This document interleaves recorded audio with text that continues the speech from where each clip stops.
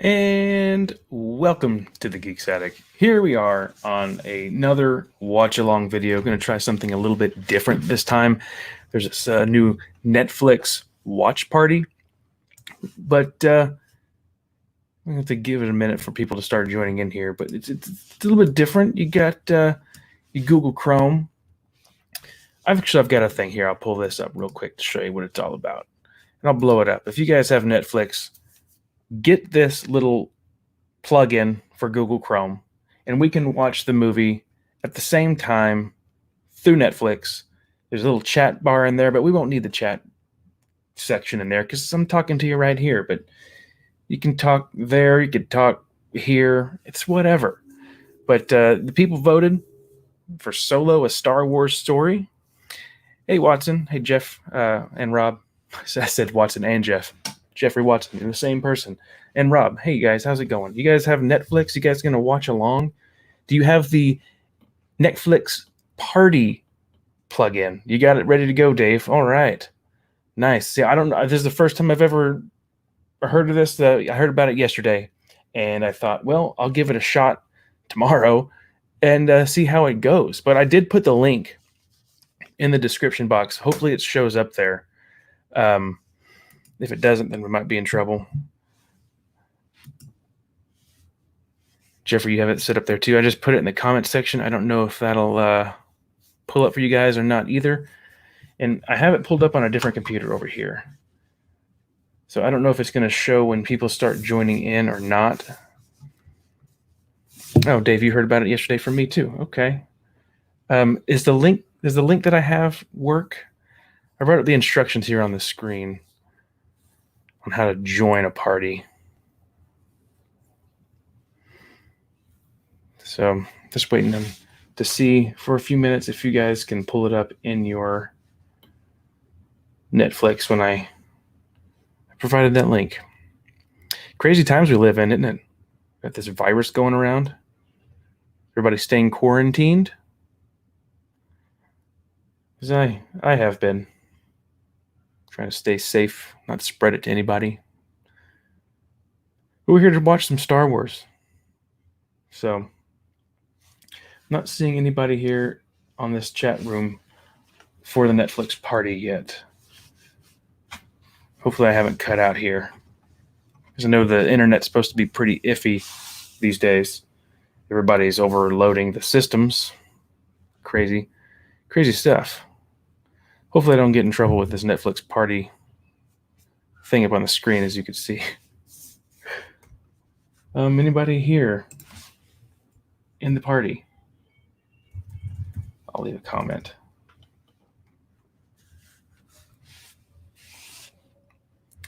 You guys have gotten pretty quiet. Now, I should have been put up another video earlier talking about this, but just don't have time. I've got my office back there now where I'm working from home remotely, which is pretty crazy. It's actually kind of nice. Get to wake up at the last minute, roll out of bed, and come upstairs and get to work. It's actually pretty nice. But yeah, I'm thinking about starting this movie within the next 5 to 10 minutes. Hopefully this is still live. It's pretty quiet. Pretty quiet on your end today. I'm actually going to see if there's other people out there. When you click on the link, it basically brings you to the Netflix page with the movie. So you don't see any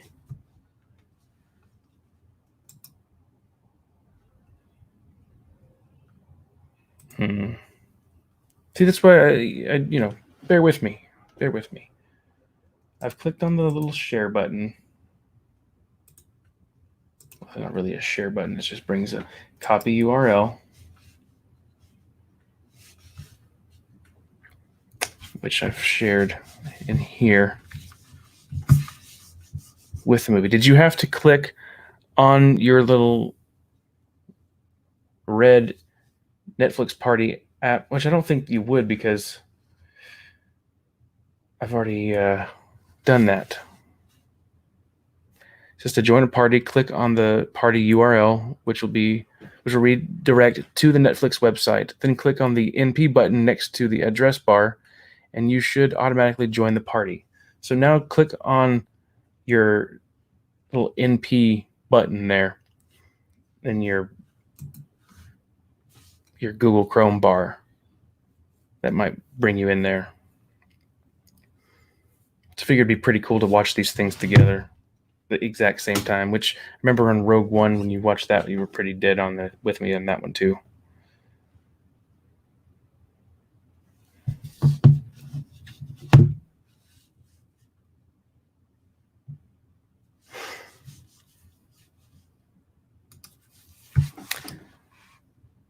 I think we've got, you clicked on the button. Okay.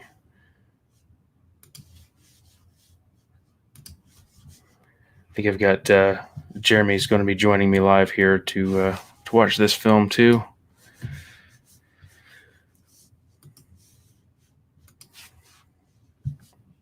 Sorry, it's a little headache getting used to this. Things figured out. I'm horrible conducting live videos. But, you know, I've been in the house for a long time. Get socially awkward. Okay, you click the button. Does it not bring up the chat for you, Dave?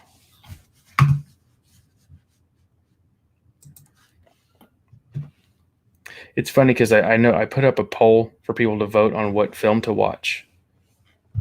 And I'm wondering if people are just trying to troll me or whatever, because there were 46 votes on what to watch tonight, and 61% said Solo: A Star Wars Story. I have you on my phone and the movie on TV, okay? Well, I'm going to be hitting start here in just a moment, guys. I've got people texting me. I should put my phone on silent. All right, here we go, guys. We have Jeremy joining. Jeremy, how's it? Missed out. I just hit my nose. I can't hear what you're saying because I have a different headset plugged in to a different computer. I didn't know if this whole thing was going to work out. So everybody, say hello to Jeremy. Hello, everyone. You just missed out on me bashing my nose with my headset before coming on. I can hear you, Jeremy. How's it going? Oh, it's okay. I'm tearing up a little, but we're okay. You're all good? Yeah, I smacked my nose. Oh, right as I was talking. That sucks. It's okay. So what are we doing? What are we streaming on? I have Netflix pulled up, and I provided a link in the description box and in the chat. I'll put that up there in the chat one more time. Okay, let me then resubscribe to Netflix. Whoops. That's what I thought we were doing. So, yeah. Well, fine. I just put out an invite to the stream if anybody has a webcam that would like to join on the link there. So that's fun. Dave, if you have your webcam, Jeffrey, if you guys are still there and you want to join with the webcam, do so. We could watch and talk all through the webcam. All right, let me throw this on this screen here. All right, I'm getting situated. I had this all flipped around because I had school online today. Mm-hmm. It was an experience. We use a different streaming service, which I kind of partially like a little more than this because this isn't refined yet. I think this will be better than what we're using. I can't remember what we're using, but it was not ready for the whole university to be using it at once, and it crashed. Well, thankfully, I got through all my classes, so that wasn't an issue. Mm-hmm. But it was still like an interesting time to be alive. Right. Let's see here. What's this? Drugs. Okay, this is what we were. Let me pause that. Okay. I'll throw this on the other screen because the screen to the right of me is my movie watching screen. To the left is when we do our streams. and when I just do basic editing. I'll usually throw Photoshop on this left screen, and then I'll have Premiere in the right. So or in movie video encoder, so I'll be encoding my video and making my thumbnail at the same time. Okay. Yeah. Cool. I did finish Rogue Planet, guys, the expanded universe novel. Yay! Now you can move on to Outbound Flight, a much better book. Yes, I'm looking forward to that. But before I do that, I'm going to be watching some Solo: A Star Wars Story. I have not. I've only seen this. This will probably be my fourth time watching this. Okay. Are you ready? Yeah, I'm ready. All right, everybody. I'm going to hit play on after one at the word go. Okay, so 3, 2, 1, go. I just hit play. It is still so weird to me, Matthew, not having the 20th Century Fox fanfare. Oh yeah, it is pretty weird. It's like a void. I remember when I saw Force Awakens, I was kind of inebriated. Oh Yeah. God. I forgot how good this reminds me how good John Powell's score is for this film. See, what this says right here, it's a lawless time. Crime syndicates compete for resources, food, medicine, and hyperfuel. What bothered me the most about all of this text is, for some reason, I would prefer it all to be in caps. Oh, because it's just something about it just doesn't look right to me. I don't know. How it is here, like a standard sentence. Everything's just. They did all caps on certain words. It's just weird to me. And I think I could hear your audio. Yeah, sorry. Disney will ban it. Is it coming through? Not anymore. Well, I have it really low on my headphones. Okay. Sorry. Unfortunately, the way it's the one downside about this soundboard is your audio will go on the same track as whatever we're watching in this case. This is why I've never done a movie commentary track before. Right. It's kind of tough. I think there has to be some sort of audio cable way of working around that, but it's beyond my skills and taking basic audio to figure that out. Right. No, okay, when it showed the dice, was it the first time you ever noticed that Han had dice? Because I never recalled seeing those in the Millennium Falcon, ever. They're there. They were like, it was like a joke in the original Star Wars that they were just there because, you put fuzzy dice in your car. Right. I've honestly, I saw it in Last Jedi because it was like a big deal in Last Jedi. For some Ryan Johnson-y reason. They wanted it because it was part of the Disney canon where they had, we had these in the Solo film. Let's put them in The Last Jedi. The Last Jedi came first. It did, didn't it? Okay. Well, they wanted to tie it back to the something before the original trilogy, so they had some sort of connective tissue, I guess. Yeah, but they're there in the original Star Wars. You can see them on the Blu-ray. Hey Dave, the timestamp that I'm currently at, it shows 2:12:12. Yeah, you're a couple seconds ahead of me. Okay. I don't know. My computer lagged a little bit on the pause. Oh crap! Spanish version. Never mind. Dave. That's funny. Rob, the dice weren't important until The Last Jedi. Yeah. Yeah, no, they were a background thing. Yeah. It was probably now thinking about it now, it's probably a reference to American Graffiti. That makes sense. Which is just George experiences George Lucas had growing up in Modesto. Yeah. What a night I had. See, this alien was kind of neat looking. It kind of looks like a dragon.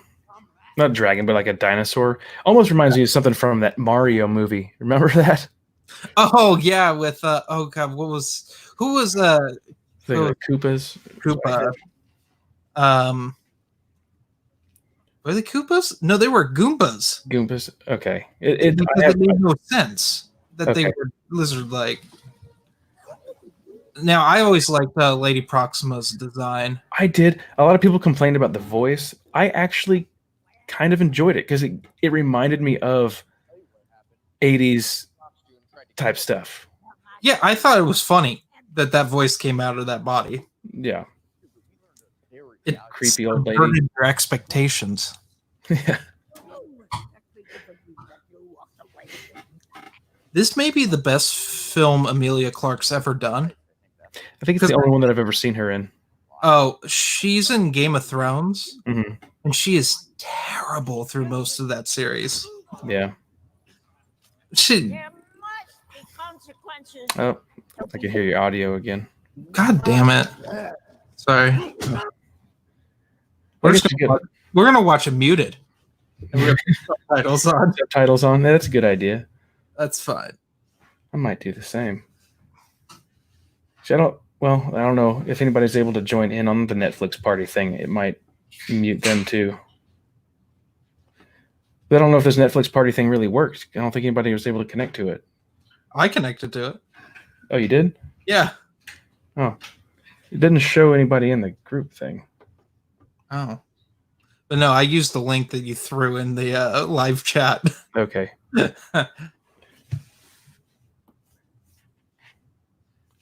Coaxium is precious. Okay, wait. You activated the subtitles. Never mind. I'm an idiot. Never mind. Yeah. Is it playing on both of ours? No. It did for just 1 second. Oh, that's I think maybe an alien spoke. Oh, that's so cool. Oh, melty face. I love that. See, these parts, like the dark parts on Corellia, look fine. Yeah. When we get to when Han's a mud trooper, that it looks like absolute garbage. Okay. Yeah, I didn't like those dog designs, but Dave he liked Proxima and the voice. The voice is Linda Hunt from NCIS. That's a TV show, correct? Yeah. It's been on for like 20 seasons. Oh, wow. It started. The pilot was actually kind of, not to get off track just a tiny bit. Yeah. The pilot had George W. Bush in it. Yeah, and the people were upset because this was like 2002. Right. They were upset that the president was like doing a little TV show spot. Cameo. It was the same thing. People got mad when Arnold Schwarzenegger had his cameo in the first Expendables. Yeah, I remember that. I never even got paid for it. Yeah, he wasn't allowed to get paid for it, was he? No. Yeah. No, Schwarzenegger got paid for the sequels. Yeah. I mean, for what little bit he was in the third one. Yeah. When he and Harrison Ford sat in a helicopter. Along with Jet Li, who looked 5,000 years old. Yeah, I saw the first 2 Expendable movies. Don't remember really anything about them. Oh, man. We reviewed them on the Backpedalers podcast. You should listen to that rather than watch them. You get more out of it. Here we go. Dave. Hey. How's it going? Able to join. Yeah. Have a face-to-face conversation for the first time. How's it going? I've got my laptop, so I have my work laptop, so I can do this at home now. Okay, cool. So are you working remotely as of now with all this crazy virus stuff going on? Oh, that's a bad effect. Is that Dave? Yeah. Hold on 1 second. Yeah, exactly. Oh, man. So, for those of you, it's always great when they use practical effects, but at the same time, when they start throwing the CG in, you can tell, like, immediately that it's fake. See, for some reason, every time I saw like the speeder that Han's in, it looks like a book. Yeah, floating. It's like it has like the spine on one side and the other side's kind of exposed like pages to me. Oh, okay, yeah, I can see it. You can see it from the front, really. There you go. I mean, to me, it looked like a late '60s, early '70s muscle car with just the front. Right. It's just how boxy it is. Yeah. I love how it's really boxy in the front. Mm-hmm. There's the dice again. Yep. So strange. Those dogs are ugly. I don't like them. They're like the same dog, the dog that's at the door in Return of the Jedi in Jabba's palace. Is it? Yeah, I think they're the same. It's just that looks like a terrible puppet. Okay. Interesting. So I like those Imperials with the helmets right there. Mm-hmm.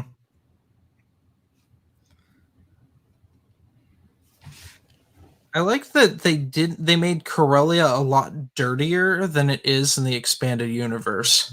Is it more like Coruscant in the expanded it's more universe? like Earth, to be completely honest. It's like a futuristic Earth. That's why it's like one of my favorite planets. It's like I'm kind of used to this. Yeah. Yeah, because in the Rogue Squadron comics, the Phantom Affair takes place on Corellia, and there's a lot of trees and stuff. I mean, not to say that there's bad parts of Corellia, because they talk about the dirty parts in the first Han Solo book by A.C. Crispin. Yeah. But it's not the same. So, Dave, what's your absolute favorite Star Wars film? So you know what? I'm going to drop out of this because I'm getting echoes and delays. You guys not experiencing that? No. Yeah, I'll hear you say something, and then I'll hear you say it 10 seconds later, and then my answer... Yeah, it's weird. Okay. All right, I'm going to drop out. I'm going to try to come back in. Okay. Sounds good. There we go. Our first Imperial female officer in a film. Oh, that's true. I don't know if she's an officer or not, but she's wearing the gray. Some sort of, yeah. Because if you read the new canon, like every Imperial officer is a woman. Yeah, everyone is a woman, really. Every stormtrooper is a woman. Yeah. I don't even remember in most EU novels, like the stormtroopers even being referred to as he or she. They were just objects. Yeah. And fodder. Dave's still having problems. Unless it's the 501st, because in the EU, that's still the Jango Fett clones. It's the only Legion of Stormtroopers. Yeah. Even in the original trilogy. Yeah, those are all the Jango Fett clones still. That's crazy. Yeah, they're referred to as Vader's fist at that point. There's the freaking... they're separated. I like how that trooper's got the backpack on. I don't know why I've always been a fan of like big packs, like on Legos and on Stormtroopers. G.I. Joes too. Comfortable. Yeah. See, Jeffrey Watson says he loves the Imperial speeder bikes from that chase that we saw earlier. Oh, the big boxy one? Yeah. I'm more of a fan of the Biker Scout ones from Return of the Jedi. Yeah. I remember in Star Wars Insider when I was a little kid, someone, like a kid and his dad, made a life-size one and put it on a like Red Rider wagon. Yeah. It was really cool. Well, Dave, hopefully we can get something figured out for next time. You could join in and have some Star Wars discussion, talk about books or something, other films. Rob, he didn't like that this movie established that Solo is actually not his birth name. Yeah, I thought that was a strange thing too. Yeah, I mean they had to. The thing is, they had to do something different than the EU. Yeah, and I appreciate that. We don't have anything with Han's awful cousin in the new canon. I don't remember that. When was that explored? It's explored in the A.C. Crispin trilogy and in the Corellian trilogy. Okay, now I did read the A.C. Crispin trilogy, but I have a hard time remembering. All I can really remember is I remember the first book a lot more with the spice and all that stuff. Before Chewbacca's not even in it. Right. There's like that cat, big cat figure or alien thing. He befriends that old Wookiee and yeah. There's like I think wasn't she like his mother figure pretty much on the ship they were flying? Mm-hmm. And Dave says, oh, go ahead. there's a weird parallel between, because the guy keeps him around for racing purposes. It's a lot like Watto keeping Anakin around for racing pods. It makes me wonder if George just took that, because he did read these. Oh, here we go. Right into the really awful. You don't like it. 3 years later. I think this was all reshoots. Like, a lot of it was. Because this is, like, it feels sloppy. Yeah, some of it is kind of strange. It's also one of the trends I hate in war movies, like more modern war movies, where it's just shaky cam nonsense. Yeah. Which you can really dial back to Kubrick with not even Full Metal Jacket, although Full Metal Jacket has some of that. Mm-hmm. Dr. Strangelove, his weird parody of what happens if we nuke Russia, has some shaky cam stuff in that, like early shaky cam, and this would have been the early 60s. See, Dave says to answer my question, Return of the Jedi is his favorite. He also loves the ESB, Empire Strikes Back, and The Force Awakens, and Solo. These are the 4 Kasdan Star Wars movies. Yeah, they are the most fun and most funny, with the biggest or the best dialogue. I can hear your audio coming through again. God. I don't get it. How about now? I hear it. How about that? I don't. Okay. We'll just play with the volume knob, because I want to hear some of the musical stings. Yeah. See, like Dave said, he loved the Imperial March used, like the way that they had it, like on the commercial. Not a commercial, but like, that propaganda video that they were playing. I wish that was on the CD. Oh yeah, it's not, is it? Track. No, there's a lot of stuff missing. Like when we get to it, the Duel of Fates rendition for when Maul's cameo happens. That's not on there. It's kind of lackluster what they did and didn't put on there. Also, it never got a vinyl release. That's true. Yeah, it's weird how some of these soundtracks they have extra music that they don't release on the soundtrack. Like they did that special one with the Phantom Menace, and they did with the original trilogy too, right? Where they were unabridged. Yeah, it was a thing for. It was a thing twice. I think it was a thing in the late 90s to do that, because I have all those La La Land CDs that I've shown on my channel before, like the Alien 3 and Alien Resurrection soundtracks. Yeah. Those are expanded.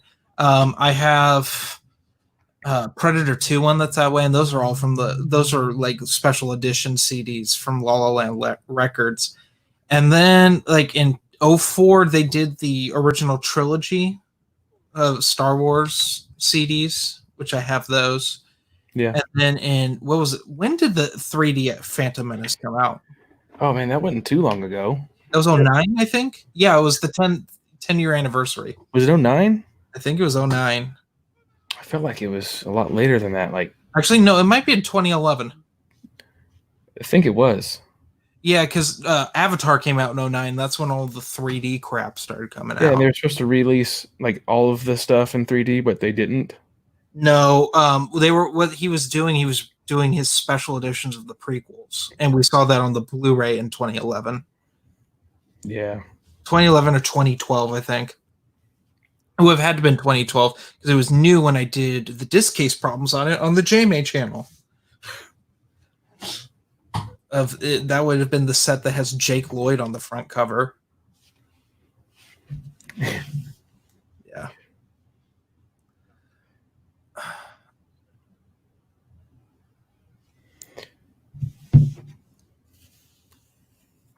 I didn't like how easy he was to. This part was kind of goofy to me. This is trailer stuff. Yeah. I'm a flyer. I'm a driver. Like, it's so bad. It's badly acted. This is when people say this movie's bad. It's the scenes like this that are like a little much. Yeah. I guess Dave looked it up. Phantom Menace 3D was released February 10th, 2012. Huh. Yeah, I remember seeing that. The theater was empty when I went and saw it. Except I sat- didn't bother. I went and I sat up like in the middle back. Okay. Nobody else there. Then some lady, really big lady, with her 2 kids, comes in the theater, walks up the steps, comes down my aisle, and sits in the chair right next to me in an empty theater. She had like nachos and like all the theater food, and it was like, okay. So you got to hear like the gross eating sounds that I Yeah. hear. Well, Yeah. I got up and walked away and, came back in and went and sat somewhere else. It was so annoying. So who does that? Gross people do that. Get away from me. Speaking of gross, we got the mud hole. Yeah.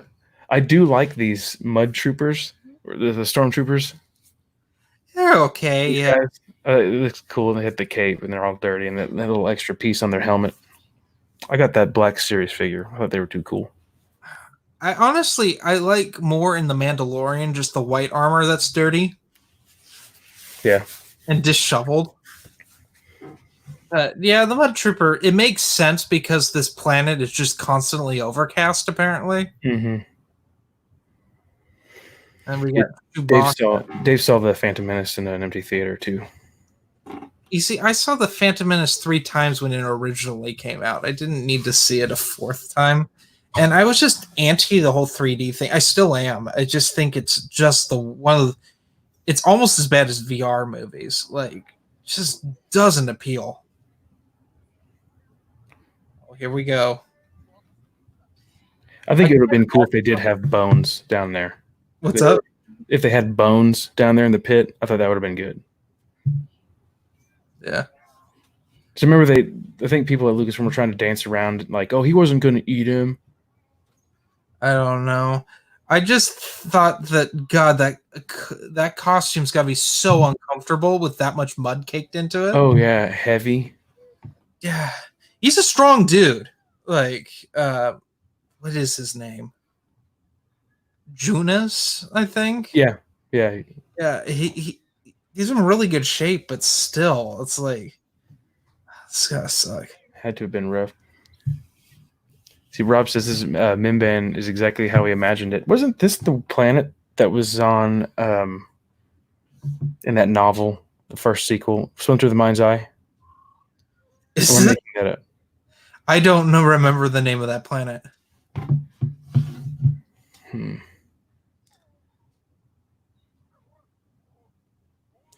gonna have to look that up. I'm pretty sure it was. Well, the Splinter of the Mind's Eye planet's a swamp. Yeah, I remember it being pretty gross. Mimban,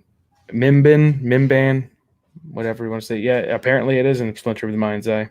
Oh, that's bizarre. That's not the only EU reference in this movie, because we get a Mind Harp of Sharu reference. Yeah, in this too. Yeah. So that's so weird. Out of anything you reference the old Del Rey stuff. I appreciate it. Yeah.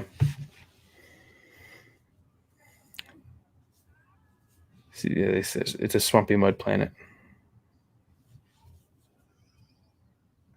See, Dave, he loves the Phantom Menace.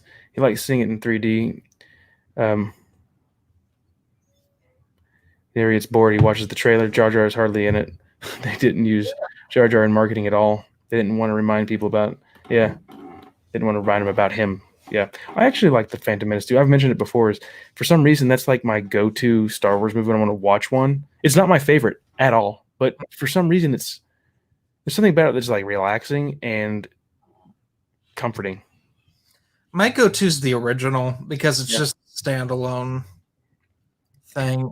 Also, it's just a great example of the end of New Hollywood. Yeah.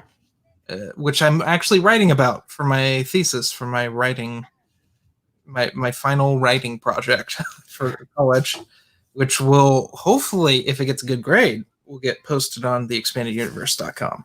Nice. That's you heard it here first. Good. I promised Matt Wilkins I'd write something. It's just taking a whole semester. Yeah. So where I could see the sunlight in your window. Oh yeah, it's going down now. All pitch black out here. Well, you're 2 hours ahead. Yeah. See, Jon Favreau did a pretty good job on the voice there. Very New York sounding, right? All right. Oh, we're gonna get the shower scene.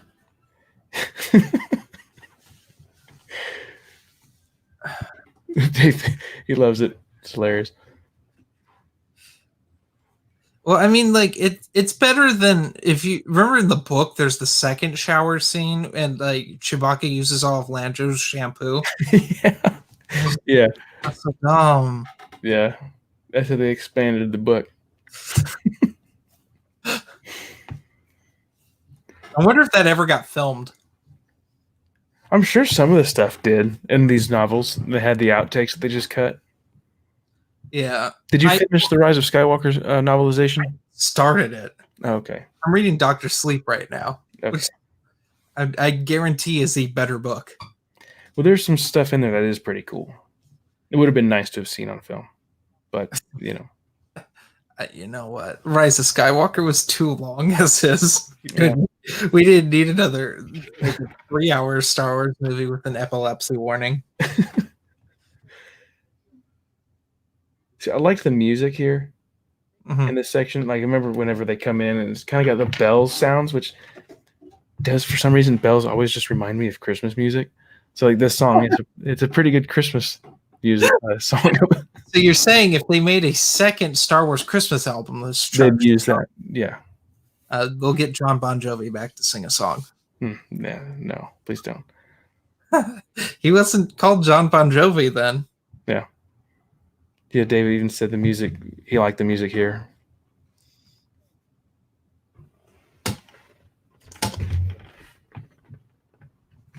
Oh, baby spider here. Ugh. Take care of that. See, I wish this was the climax of the film. This is like one of the best sequences. The train heist. Yeah, it's pretty cool. I like the goggles. I like that how we get to see through them. Mm-hmm. Well, that's a holdover Cool from the original trilogy. Yeah. Yeah. Then they do that too in the outtake. Luke was looking up the sky. Didn't get a good look at that. Cut. Yeah. Mm-hmm. Because in the Marvel comic he actually is surveying the battle. Yeah. And he goes into what are their names? Well, he runs into Biggs and at the Tashi station. Mm-hmm. It's Cammy and which is mentioned in the Last Jedi novelization. Yeah, that was funny. Shannon McRandall actually posted about that. If you know who she is, she was the model who did the shoot for Mara Jade back in the late '90s. She's like, "Get out of here, Cammy. Luke's mine."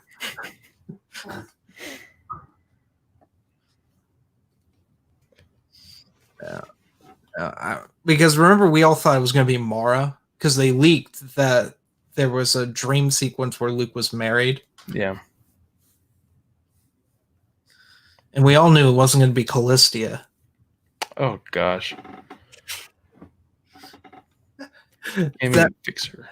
Cammy and Fixer. Okay, yeah. And they're all like, "You're not going to amount to anything, Luke." You're a loser. Funny thing, they show up later in the Marvel comics. I didn't know that. They have a brief cameo in an issue where it's not a very good story arc. The Tag family is trying to outmaneuver Vader, and they come up with this freeze ray to kill the rebels, and they're testing it out on Tatooine. Very kiddie, late 70s schlock. It's fun. It's not great.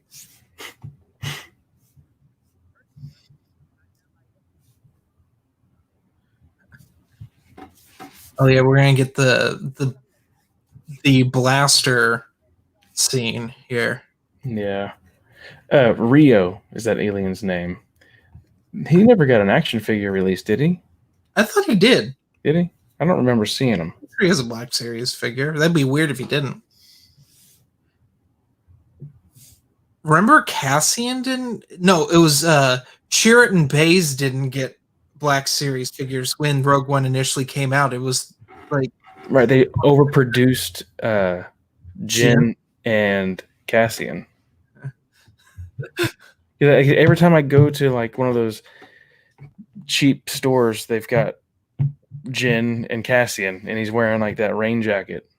yeah, or they'll have Maz. Yeah, I see her everywhere too. I'll never forget. It was 2005. Revenge of the Sith that came out, and I went to a Rite Aid and I found a Power of the Force 2 series action figure from the late 90s from the special editions. Oh yeah, and it was the torture droid that had like the fire thing. I tried to buy it, but my mom's like, "You would never play with that," and it was like kind of true. It was just like a niche thing of I found a Power of the Force 2 action figure and I wanted it. Funny fact, that's the only time that droid has ever been manufactured as an action figure. Power of the Force 2. I knew a guy who, like, in the early days of the EU movement, who made these wonderful action figure dioramas. I don't know if he still does it, but he would just collect. He just collected loose figures, and he would just make movie scenes. It was really neat. I would love to see if he's still doing it, and we get some new canon stuff. Maybe buy off all the gins. Yeah. There's a guy that I know that's in the like the Ghostbuster community stuff. He does a lot of that reenactments with toys. Does like stop motion stuff on his channels. Not with Ghostbuster stuff, but with like the last one was Rudolph the Red-Nosed Reindeer, I think is what he did, and a couple other things he's posted. It's pretty neat how people find the time to do that. Rob said he just remembered the main villain in this movie, Dryden Voss, works for Black Sun from Shadows of the Empire. Yeah, I remember Black Sun. Well, he works for Crimson Dawn. Crimson Dawn, that's right. Black Sun's reference because Black Sun's in both canons because they're in the Clone Wars. Yeah. Which for some reason they're all Fallines in the Clone Wars, which doesn't make any sense. It wasn't a raised. That's weird. Yeah, that's Dave Filoni. Like saw pictures of Shadows of the Empire, maybe played the game once. Yeah, that's all he connected with. With most things, Filoni. Okay, how would Han be able to hold up Chewie? It's not impossible. It's just very improbable. But at the same time, this is a movie with space wizards, so I'll let that slide. A lot of adrenaline, maybe.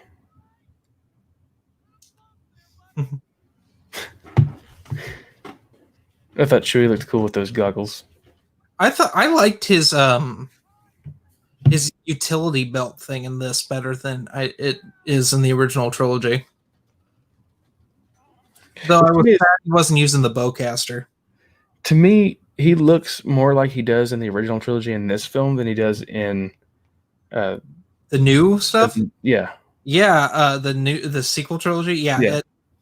I didn't understand that design. They made him look super young. I think they were trying to go with he's an alien, so his fur blondes with age. Yeah, I didn't like that. They should have made him look more gray and just hair all over the place. Matted. Yeah. I don't know. I thought it was weird that Chewbacca was in all three films. Yeah. I haven't watched The Rise of Skywalker just that one time in theater. I can't remember what happened to Chewie or R2 or C-3PO. Did they just kind of... They're still there. They're still alive at the end. Yeah, I knew they were alive. I just didn't remember if they had like a farewell scene because I didn't... Like in the book, I don't think they mentioned them. Does he get the medal that Maz hands him? Yes, that's like the last thing it mentions. Well, that's the last thing Okay. That. I much would prefer. I think I would have preferred him to like sacrifice himself or something. Yeah. Him and Lando take the Falcon out in a blaze of glory or something. Yeah, Yeah. with Wedge saying, "Hi, I'm Wedge, and I wasn't supposed to be in this film, but now I am." Happy to be here. I wonder if Rebecca Roanhorse was like pissed when she found out that Wedge was actually going to be in it. When she took the time, spoilers to anyone who hasn't read Resistance Reborn. I have the reviews cut for me is coming out tomorrow, and I was like, she made it clear that Wedge and Nora were done. Yeah. Yeah. But it was like, write them in. They're going to be in the next film. So we spent all this time building them up. Like, oh, they're back. This is awesome. And then it's like, hey, we got to go at the end of the book. And you're like, wait a second. Well, Nora's not in it. Not in the film. But then again, we wouldn't know what she looked like. Right. I mean, she's supposedly the Y-Wing in the second Death Star in Return of the Jedi. Do what? She's flying the Y-Wing that goes into the second Death Star when there's 4 ships, 4 rebel ships. There's Wedge and Lando. Lando/Nine Numb are the 2 that take out the Death Star. But there's actually, I mean, there's 5 ships. One X-Wing blows up going in. But there's a Y-Wing and I think an A-Wing. Yeah, I thought she was the pilot of the A-Wing. No, you're mistaking it with Poe's mom, who's an A-Wing pilot in the same battle, but doesn't go in. Okay, yeah.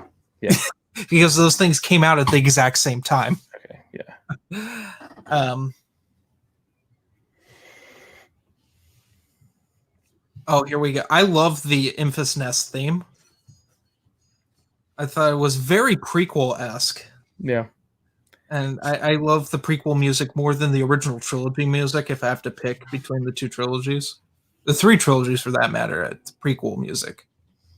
Because to me, like, especially with the original Star Wars, having an orchestral score was not popular at the time. Yeah. That's why the original score is kind of subdued in comparison to every other movie. I mean, it's grandiose for its time. It seems to me so random. A lot of the stuff it's kind of messy, if that makes any sense compared to the new stuff. It seems more structured now than it was back then. Very brassy. Mm-hmm. So much brass. You know what comes close is Kevin Kiner's scores for the Clone Wars TV show. That's also very brassy, but that also he has a thing for bass drums. And it's like he thinks he's Hans Zimmer, but Hans Zimmer does it with French horns. Yeah. Which is unbearable. The Dark Knight scores. I'm not impressed with Hans Zimmer. Okay. Batman, Superman stuff, but like his other stuff, like I remember he did like the original Lion King film. His peak score is The Last Samurai. Haven't listened to that one. His 2 best scores, in my opinion, are very Japanese influenced. The other one being the Ridley Scott 80s film Black Rain, starring Michael Douglas. Also, when Michael Douglas decided he had to be an action hero. Yeah. But Ridley Scott made it tasteful. That's a good movie. We should watch that on here sometime. Yeah, I almost had the novelization for that, but I always put it back. Oh, that's right, you do. That movie's awesome. See, Dave says he got Jon Favreau to sign his solo poster. That's pretty awesome. Oh, that is awesome. Haven't met him. You hope to meet him someday. Oh, you got to get John to sign your poster. Okay. Oh, you did. Same with Donald Glover and Thandie Newton and Woody Harrelson. It would be awesome to have all these guys sign something. I like it on one device. One object, if you will. I feel bad for this cast because it was like they were set up to fail. Oh, yeah. This movie was set up to be a flop. Yeah, I think they should have just waited until December. No reason to release it early. They panicked. It was straight up a panic thing. Because this is a fun film. It's not great, in my opinion. It's not the best Star Wars film. It would have dominated in December. But man, I remember watching this and saying, like, oh, thank God it's not The Last Jedi. Yeah. Because The Last Jedi was just, whether you liked it or not, it was drainingly depressing. Mm-hmm. Just the whole thing of failure is is the best teacher and stuff. It's just like they lose. Yeah. They lose probably out of any protagonists in the Star Wars movie. they lose the worst. You wouldn't be able to tell at the end because they're all rejoicing and having fun on the Millennium Falcon. Yeah, All 10 of 12 of them. Yeah. Because everyone else got slaughtered in crate or above crate. Yeah. I don't think they never even explained why nobody answered the call. No, because no one cared. It's like the kid who was sweeping who used the Force. You really think that's going to be explained? No. No. They're going to let that trilogy kind of simmer and die for a while. Yeah. They got their High Republic now. Let's see over here in the comments. We've got ABC. So how much did you like L3? It makes Jar Jar look reasonable. That's true. I did not like L3. I don't care. She's a little much at times, but I thought she was humorous. Maybe that's because we read Last Shot. Yeah. Before seeing this, and just like explains how L3 is. And so like I was prepared. But I mean, like when I first saw Jar Jar, I was 4. But oh, here we go. The train is gonna come in. It couldn't happen while we were having the train sequence. That would have been perfect. That would have been really funny. Yeah, ABC says Solo was a missed opportunity. Alden Ehrenreich is awful, and Donald Glover misses Lando by a lot. But Dave says he liked Alden and Glover. I didn't mind. I thought they both did pretty well. Yeah, I thought they were fine. Here we go. Yeah. Oh, that's right, because since the whole COVID-19, there aren't as many trains, or when the train comes by, it doesn't have cars anymore. Wow. Half the time. That ended pretty abruptly. That horn. Yeah. Well, they have to put the horn where my backyard ends, and then the train track begins. But we have a bunch of like tweakers that cut holes in the fence that fences off from there's a bike trail between. They cut holes and they run on the tracks. And right before I moved in, probably like 2 months, someone got ran over here by the train. That's crazy. Because people were living on the tracks. Who does that? Oh, California, man. This is like the perfect climate most of the time to be homeless. There's a dried up channel over there. Like, and a lot of people, especially right now with the virus, for some reason, there's a whole community that lives in there now. And they've been going through like the neighborhood garbage and stuff. It's really irritating. Yeah. I love this, the yacht. It reminded me a lot of Shadows of the Empire with all the sky hooks and stuff. If you remember that in Shadows of the Empire. I would like to replay that game. It was so much fun. I'm surprised they haven't re-released it on like all the new systems. It's on PC. It is? Oh, I don't have PC. You need to get a PC. You shouldn't have bought the new Mac. You should have like said, Jeremy, my dude, you know how to build computers. Said, yeah, for 10%, I will build you a computer. Yeah. Better, but then you would have to learn Windows. Oh, I'm not a fan. Actually, this is a better version than what's on the CD. Is what this is called. Yeah, I know what you're talking about. Because they have the low voice. Yeah, which I probably preferred. I thought that was pretty comical. When I heard the high pitch, I was like, "What?" I laughed out loud. I'm like, "Oh, that didn't make it into the film." Yeah. I see people are talking over here. Dave liked the yacht scene too. Rob just finished reading The Shadows of the Empire today. And we get Dryden Voss acting like a crazy person. Killing somebody. It's nasty that his face does that when he's angry. Isn't it like a poison or something in the book? Or it's implied that it's some sort of something that's happened to him, and that's why his face I think so. Because he's human, if I'm not mistaken. Mm-hmm. I like him as an actor. I like him in everything he does. He was in this awful movie called Legion which was this like he was the angel, I think like Gabriel or something, and he like sawed off his wings and he fought these zombies to protect what everyone was considering, all the other angels were considering the Antichrist, but it wasn't. It's a really stupid action horror movie, but like he's genuine and wonderful in it. And he plays it straight and it works.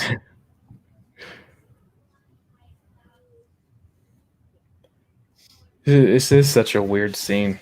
All these different units. There's some pretty cool robots in there too, or droids. It reminds me of Return of the Jedi and Jabba's palace, but like cleaner. Yeah. Because that's one of the things I like about Return of the Jedi is all the aliens in it. Mm-hmm. Some of them look like crap, but like they tried. Yeah.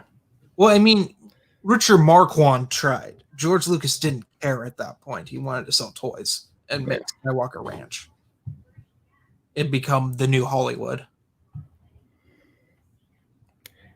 Let's see. ABC says, he says, the Disney era produced by a happy mistake, one of the only worthy additions to the franchise, Rogue One, and anybody gives me that lame line, it was fan service, I'll take fan service like Rogue One any day over a coma-inducing movie like The Last Jedi. I will agree with that. I agree too. I really liked Rogue One. People wanted to argue, oh, fan service. It's like, that's what I want when I watch a movie like Star Wars. Well, I don't want it that much, but like enough. The side characters are fascinating in Rogue One, and it had Catalyst, the one of the best lead-in novels of the new canon, the best novel of the new canon. Yeah, James Luceno can do that. I mean, he's done it that was his third time doing that. Yeah, he should come back. He needs to move on. If he should come back. I think the time for that is past. What? Just bring someone like him back in, or like a Drew Karpyshyn. They're in a completely different stage right now. They don't. It's most of those writers want to write EU. They don't want to write new canon. Yeah, is what I can tell. Zahn doesn't like being told what he can and can't do, which is why he writes new canon. Yeah, which is why he's like stuck in his own sandbox of a Thrawn. Like, I just want Thrawn, nothing else, nothing to do with anybody. I want to tell my own story. So, okay, you can do that, but we have to disconnect it and throw it out in the unknown regions where nobody else is going to go. Yep. Then they can play around with it later on whenever Zahn is not around. Yeah, but he'll be furious when he can't do things. Yeah. It's like, so his whole thing with the Thrawn trilogy is good in the fact that it came out at the right time. It's the weakest of his good books. Are those three? There's some great concepts, but like certain characters are just not written well. Mm-hmm. Where like it got refined with the Hand of Thrawn duology and Outbound Flight, and even Survivor's Quest to a degree. The Zahn book no one talks about, which is the only like Luke Mara like romance novel. I think they're married. No, yes, they are married. It's after Union, which he didn't actually write Union. One of my very popular reviews on my channel, which Union, that's a New Jedi Order book, right? No, it is a comic that ends the New Republic, pretty much. Or it was written by Michael Stackpole, and it is Luke and Mara's wedding. Okay, well, isn't there not very good Reunion, right? Is that a New Jedi Order book, or am I just making something up? Force. Do what? There's the Unifying Force. Okay, that might be what I'm thinking. Yeah. Rob D says he liked that Drayden Voss is trained in that Terracasi. Yeah, there's like that fighting thing. I like that there's a martial art in Star Wars. Mm-hmm. And I was hoping we wouldn't have to have a lightsaber show up in this film, but of course we did. But we'll get to that when that comes. And how that is. There's that skull that's on the front of a Han Solo book. Yeah, that's a reference to the Lost Legacy. There's a whole, like I said, there's a ton of original Del Rey references, as well as some Old Republic references in here and stuff. Yeah, wasn't there something that had to do with the Mandalorian armor that was in there too? Wasn't that supposed to be something special? Yeah, it was something Old Republic. Okay. I'm pretty sure. Dave says Dryden Voss was going to be a Lasset like Zeb on Rebels. But when they reshot the film, they had to scrap that plan. They brought in Paul Bettany to replace the actor who wasn't available for reshoots. Well, that's interesting. Oh, that's bizarre. It would have been weird. I can't imagine an alien like that being in that role.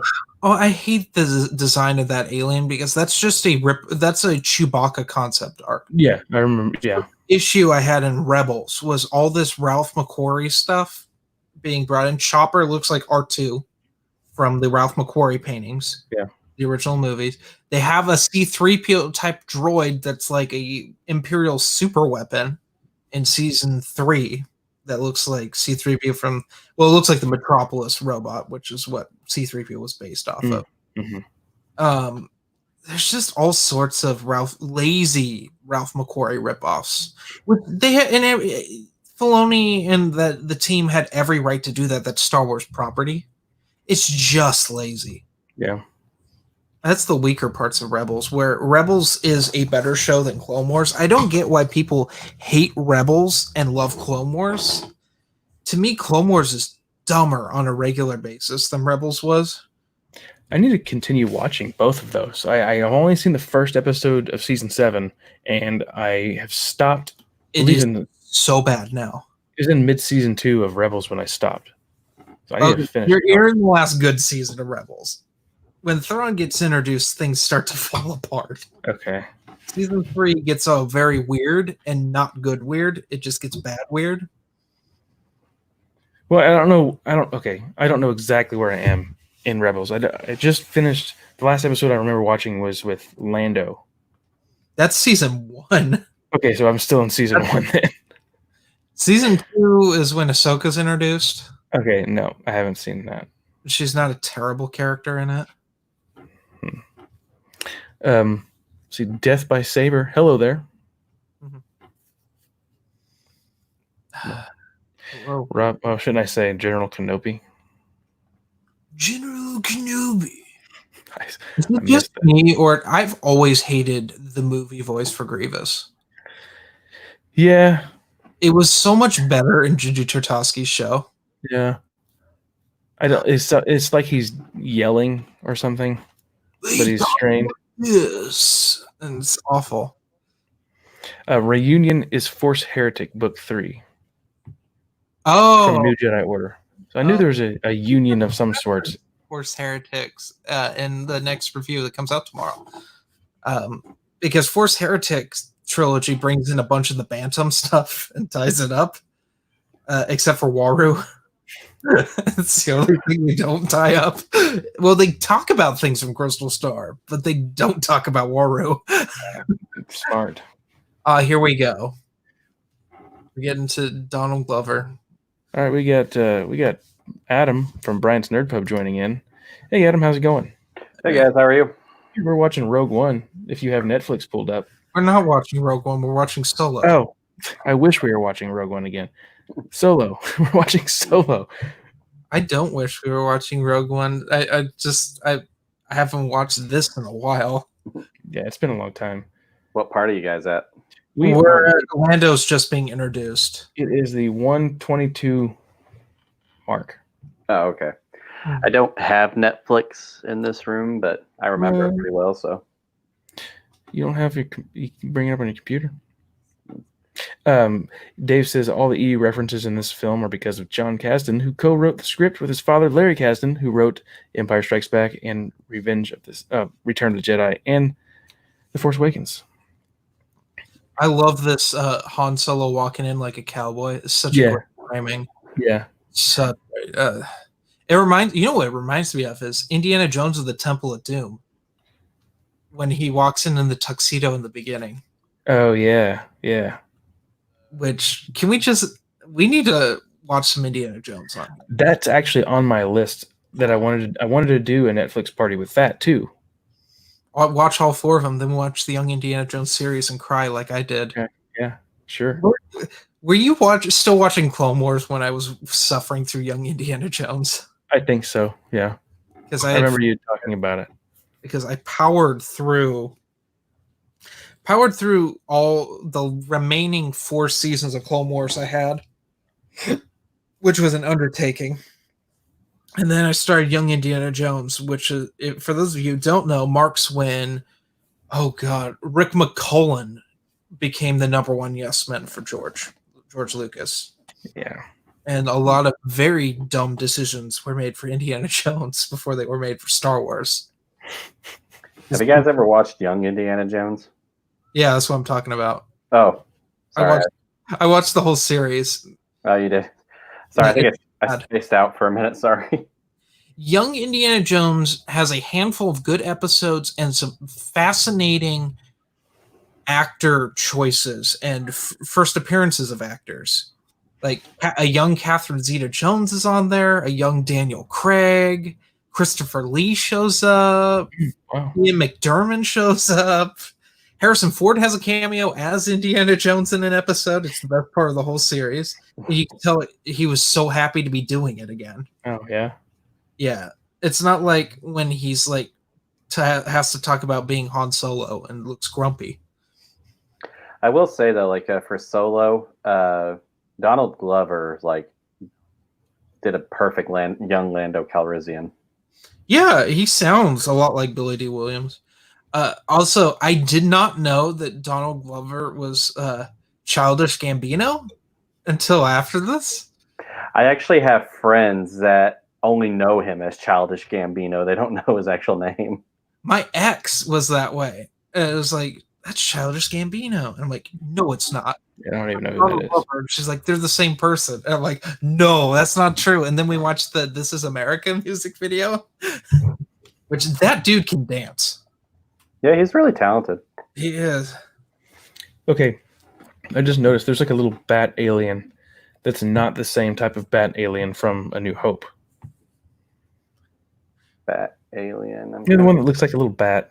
Oh, yeah. Yeah. It's like one that was in here. It was like white or grayish colored. Maybe it's old. Yeah. It's not like a Wookiee where they look younger as they get older. A Benjamin Button of it. You know, that's so weird now that I think about Force Awakens, because Holiday Special, Chewie's dad is fully white furred. And I've never seen the Holiday Special. Don't. I wasn't planning to. Just watch like a highlight reel of it. It is way too long to sit through unless you are having some drinks with some friends. Oh, never mind. It's not a bat. It looks like a little anteater type thing. Yeah. Mixed with a bat. Interesting. I like it showed that goat alien looks pretty cool when he threw down his cards. He left. He lost. Yeah, they did come up with some kind of creative stuff through here. I'm bringing in the movie in on my tablet. Are going to try to. Okay. I actually really enjoyed Solo. Like, I know that it was like really under marketed or not. It wasn't advertised properly, but I actually thought it was pretty good. Except I think they had the Denny's Solo special. that's true. Which I think Dave might have brought it up. I think it's like that Avengers movie is really what, they released it right after Avengers or right before. I think it was right before. So everybody's going to be like saving their money to go watch the Avengers Endgame or Infinity War. It was Infinity War because my ex and I were broken up when Solo came out. We tried to get back together and we saw Infinity War together and then we split up again. Okay. Right after. No joke, like literally after Infinity War ended. We were like, no. Yeah. Did the Thanos snap just like end your relationship or something? No, it was over for a long time. Honestly, you could say it was over when we saw Last Jedi together. But yeah. Dave says, I think the aliens in the card game scene are better than the sequel trilogy aliens, no question. You know what? I think you're right. Some of the aliens are good in Force Awakens. There's only that one that I do like that It's like the big brown face guy. He's one of the pilots too in Poe's group. You know what I'm talking about? It goes, but no damage. Yeah. And Yeah. then another one that looks like lazy in Last Jedi and doesn't speak basic. Yes. And I was like, oh, that's a different character. Yeah. Those are cool looking. Do you remember? We've talked about this before, but Nine Numb looks disgusting in the sequel trilogy. Yeah.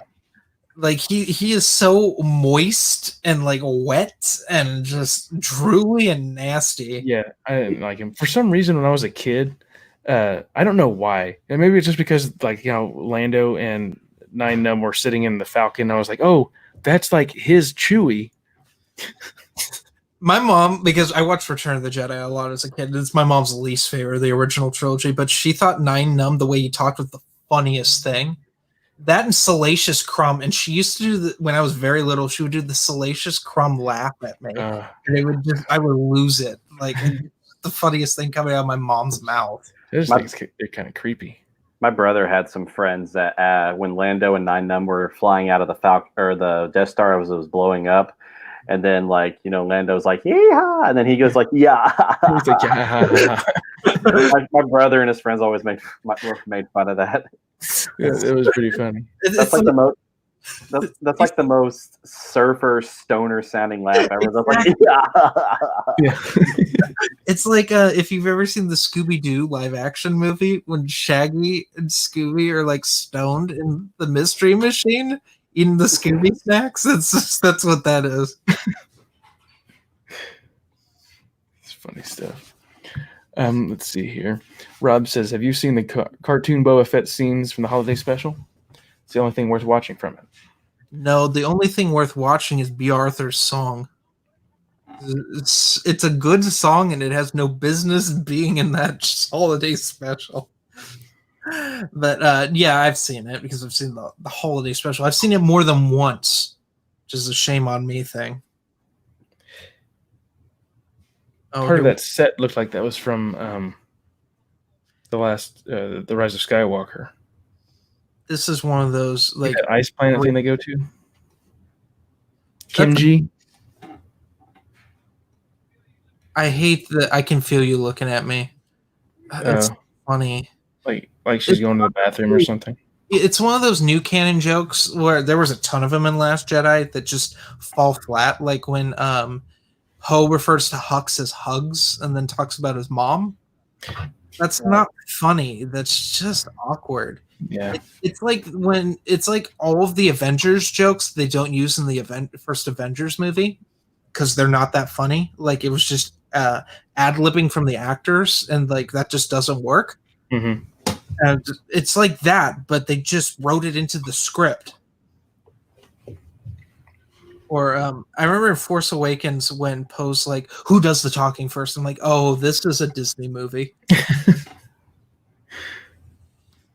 I do remember laughing at that in the theater. It's like I was like, "Oh no, are we tonally flopping already? We're not even 10 minutes in." It's like when Rey was going down the stairs when she hears the lightsaber calling to her. She was like, "Oh, please be a secret door! Please be a secret door!" Yay! Remember that from Avengers: Age of Ultron when Iron Man was looking for a secret door and he finds one? No. I tried to forget Age of Ultron because it's not good. Yeah, I didn't like that one. Except for Scarlet Witch is in it. And actually, no, she's annoying in that one. It wasn't until Civil War where she got like interesting as a character. Because she's like, my brother and I are the bad guys, but we're not. And then they have the floating city they're fighting on. That's like literally all I remember from Age of Ultron. Yeah. And the Quicksilver casting was pretty bad. Oh, you didn't like him as Quicksilver? No, I like the guy they had in Days of the Future Past. Yeah, he was good. He was better. Yeah, he was a lot better. I think I was salty about Magneto's kids. They weren't Magneto's children anymore. We've talked about this before. I'm still a little salty about that. That was bullshit. I really like that they were his kids, and I know that in some versions they still are, but I mean, they changed the canon so many times. I did like the scene when Han first came into the cockpit. I thought that was cool. I always thought that the Millennium Falcon was too clean in this movie. It It's is. hard to believe that in such a short period of time, Han and Chewie have wrecked it so bad. Yeah. The inside. It's like if like a family of 30 that all chain smoked, like 2 packs a day, just lived in there 7 days a week.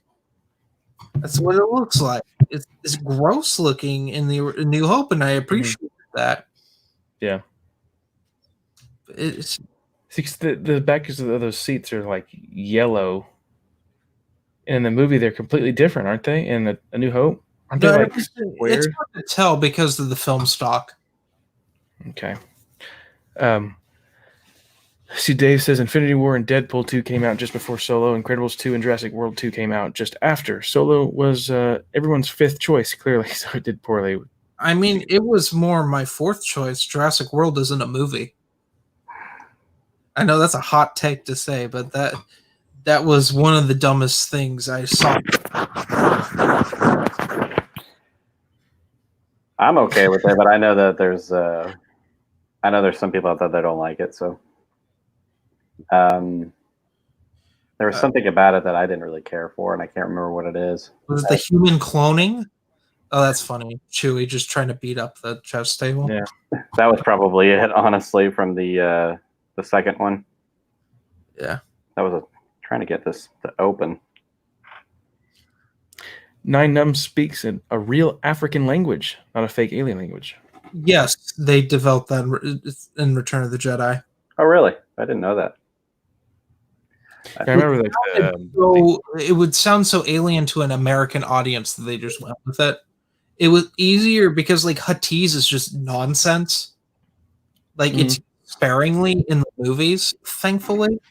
It's not like if any of you have played KOTOR, Huttese is one of the worst things to listen to in that game.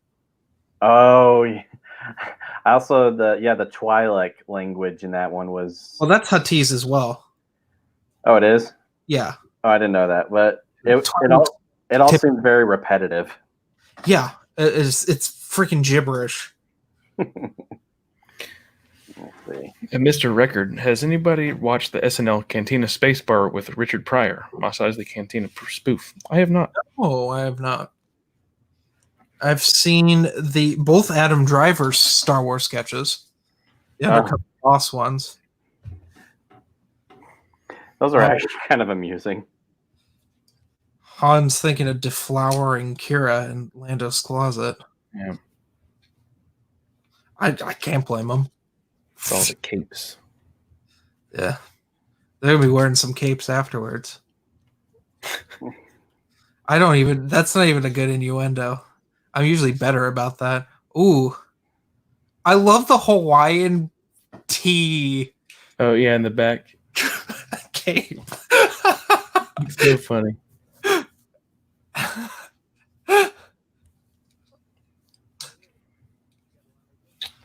Does he end up wearing that one at one point? I don't know. He either wears that in this movie, yes, he does. In the movie, yeah. I think at the end when he's on that tropical place. Oh yeah, okay. It was either in that or it was going to be in Lando Double or Nothing. That second Lando mini comic series. I never finished that one. Oh yeah. The first Lando one was pretty bad, where he stole from the Emperor's yacht. Yeah, he was sleeping with that Imperial officer, which they're referencing in the first card game. Or maybe they're referencing that he slept with someone. It's like, how do I know if she was Imperial? That's pretty funny. That's like the only clever thing in that Lando miniseries. Yeah. Okay. Oh, we're about to drop into the freaking space mine or the. Oh wait, yeah. Nebula. Death by Saber says Richard Pryor Cantina Spacebar. You can be found on YouTube. Here we go. So we're in the space mine scene. We're in the nebula before we hit the. Yeah, it's like the I have the 106 marker just past it. Yeah, we have an hour and 6 minutes left. Oh, yeah. This stuff was kind of cool. Like the scene in the trailer was really cool with the Star Destroyer coming through. Yeah, no, I like the look of this. I know it's CG, but it's like better CG than a lot of it in this movie. Yeah. CG, you couldn't do this. I mean, you could. It'd be a real pain in the butt because they did something similar in Star Trek: The Motion Picture. Yeah. It's so weird because I haven't watched a Star Wars movie. I just watched 2001: A Space Odyssey a couple days ago for the first time in 2 years. And that movie is the best looking space movie I've ever seen in my life. I mean, it looks like they're in space. There is no sense of gravity in that movie. I genuinely couldn't tell you how they filmed it. Interesting. I need to watch that. I have never watched it. It is very long-winded, and it doesn't make a whole lot of sense. And this was the first time I watched it sober. I've seen it many a time, but usually I'm inebriated in watching it. It's like, oh, that's pretty imagery, or that's weird, and I'm tripping pretty hard. Yeah.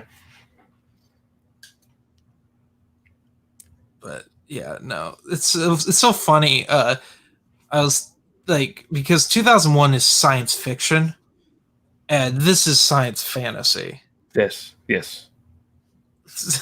That's a clear distinction. I always try to give people who are like 2001's better, it's a better representation of science fiction. I'm like, this is not science fiction. There really is. If it were science fiction, the focus would be on the technology and how it specifically works. Right. Where this Star Wars is more about the mysticism of things. I mean, Solo and Rogue One are more science fiction-y than the Skywalker saga. But still, that's not very. This one might be the closest because there's not really Force stuff in this. It's true. Yeah, I actually enjoyed that there was no Jedi or Force in this movie. Well, I mean, Darth Maul shows up, and that's stupid. I was okay with Darth Maul. I just like, please don't ignite the lightsaber. Please don't. Oh, there it And is. they do, and it makes no sense. Nope, he's just like, hey, by the way, did you see my new lightsaber? Also, Yeah. that's Savage's lightsaber too. It was? I thought it was like some Inquisitors. No, it's Savage Opress's lightsaber Oh, okay. because he's carrying that one around in Rebels. And we're going to find out why in the final season of Clone Wars. Oh, yeah, the next episode tomorrow. Oh, God, that's right. I've got to catch up. No, you don't. It's so bad. See, the castle does look pretty neat. I think that one alien looks pretty gross. The It's just dripping. yeah, That's so nasty. And he wants to give her the bedroom eyes. This is weird, but I like Han Solo's jacket. Like, when I was at Disney World, I wanted to buy it, but it was like $200. Yeah. Good to know. I'm going to Disneyland, I think, this summer. That's really good to know. Well, it might be cheaper now, but speaking of which, you know what they had at the Star Wars launch bay at Disney World? They had Skywalker wine. What? I have to buy this. Yeah, You.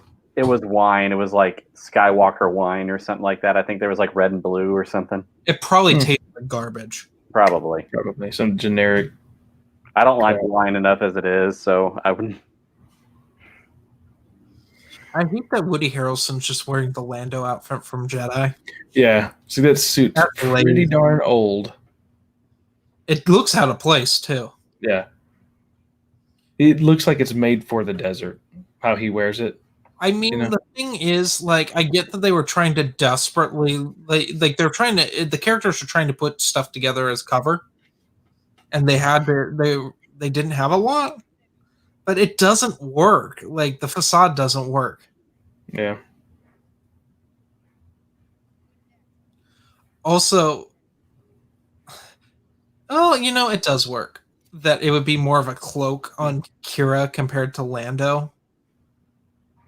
Because that's one of Lando's capes. I thought they had like shrunk it, like they put it through a dryer, cut high, and shrunk it a little bit.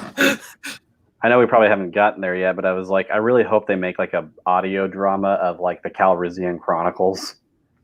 I just kind That's of a missed opportunity. True. say what? They referenced the first Lando book in that. Oh, they do. Yeah.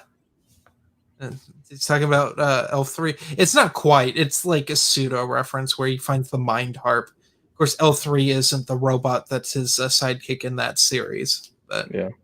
it's a different robot. They kind of have something similar to that in the Solo Last Shot book, with young Lando, like I guess. Oh yeah, the really young Lando. Mm-hmm. When they introduced, that was the first appearance of L3. Mm-hmm. Yeah, it just dawned on me that that's like she's not in Most Wanted. I do like about this movie that they showed how savage Chewbacca can be. Yeah. Yeah, he rips the arms off. Yeah. I like it where he just picks up that one guy and just slams him on his head. And Yeah.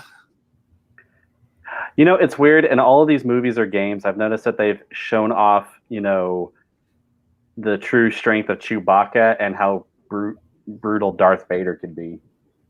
Everybody else, it's like, because in Fallen Order, we get that scene with Darth Vader, and then in Rogue One, and then we have this with Chewie. But everybody else, there's. Oh, in the films. Okay. Yeah.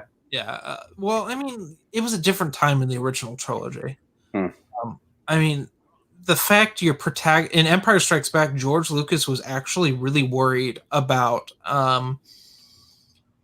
Luke's hand being cut off. He went to several child psychologists before making sure it was in the final cut. Because it was like because he was a dad by then. He wasn't.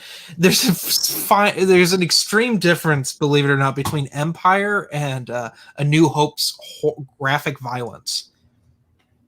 A New Hope is not. No one talks about it, but that original Star Wars movie is nasty. Yeah, I'm writing about it right now, and like, it is very much New Hollywood, where like Han Solo is not a good person at all. He's in it for the money. He's sleazy. He gets his way no matter what, pretty much. That's what he comes off as. He kills a guy in cold blood. He just doesn't care. He doesn't care what Luke and Ben's plight is. He's just as long as he gets paid. Yeah. Luke witnesses the burned corpses of his family, which is pretty disturbing. Leia's tortured throughout the first half of the film. I mean, it's not shown because it's a PG movie, but it is implied that she's being tortured. I mean, she witnessed a planet that looks like Earth blown up. Mm-hmm. I actually had nightmares as a kid of that scene where Luke's family was burned alive. Yeah, it's pretty scary. And funny enough, though, A New Hope was the very first film I saw in theaters. Really? When they brought it back in the 90s. Okay. I was too young when those came out to see them. Yeah, that's how I first experienced Star Wars movies in theaters when the special editions came out. And Dave said Lucas wasn't a father until after Empire Strikes Back. And to answer Dave's question, I do not know if that's the Skywalker Ranch wine from the vineyards. But what I was getting at is that, like, well, Lucas was obviously planning to be a father. He was more mature by the time Empire came out, so some things are done more tactfully. Most of the brutality stuff is done to bad guys, like Vader just choking everyone on his staff. I mean, Han is tortured, but at the same time, like when Luke gets his hand cut off, there's no blood. But when Obi-Wan cuts that alien's hand off, there's blood. Arm on the ground. Yeah. Which is kind of a weird thing. It's supposed to cauterize the wounds, but like, what happened? What went wrong? Here in A New Hope, they came up with the cauterizing the wound thing in Empire to explain why Luke didn't bleed out. Yeah. It didn't matter in A New Hope. Yeah. Yeah. Maybe Here we go. was an excuse like, oh, the blade wasn't hot enough. It hadn't been turned on in 30 years or 20 years. Okay, speaking of that, I got a question. Like, you guys remember Master and Apprentice pretty well, right? Yes. So the Kolan crystals, like, they're lightsabers, but they are not as strong. That's probably the impression I got. It's been a while. There are certain things that can hold up to a lightsaber in both canons. Mm-hmm. Oh god, the Mandalorian steel, I think, can hold up to a lightsaber, and I think at least in new canon it can, and I'm pretty sure in the EU as well. Like the Vong have technology, like living technology that can hold up to lightsabers.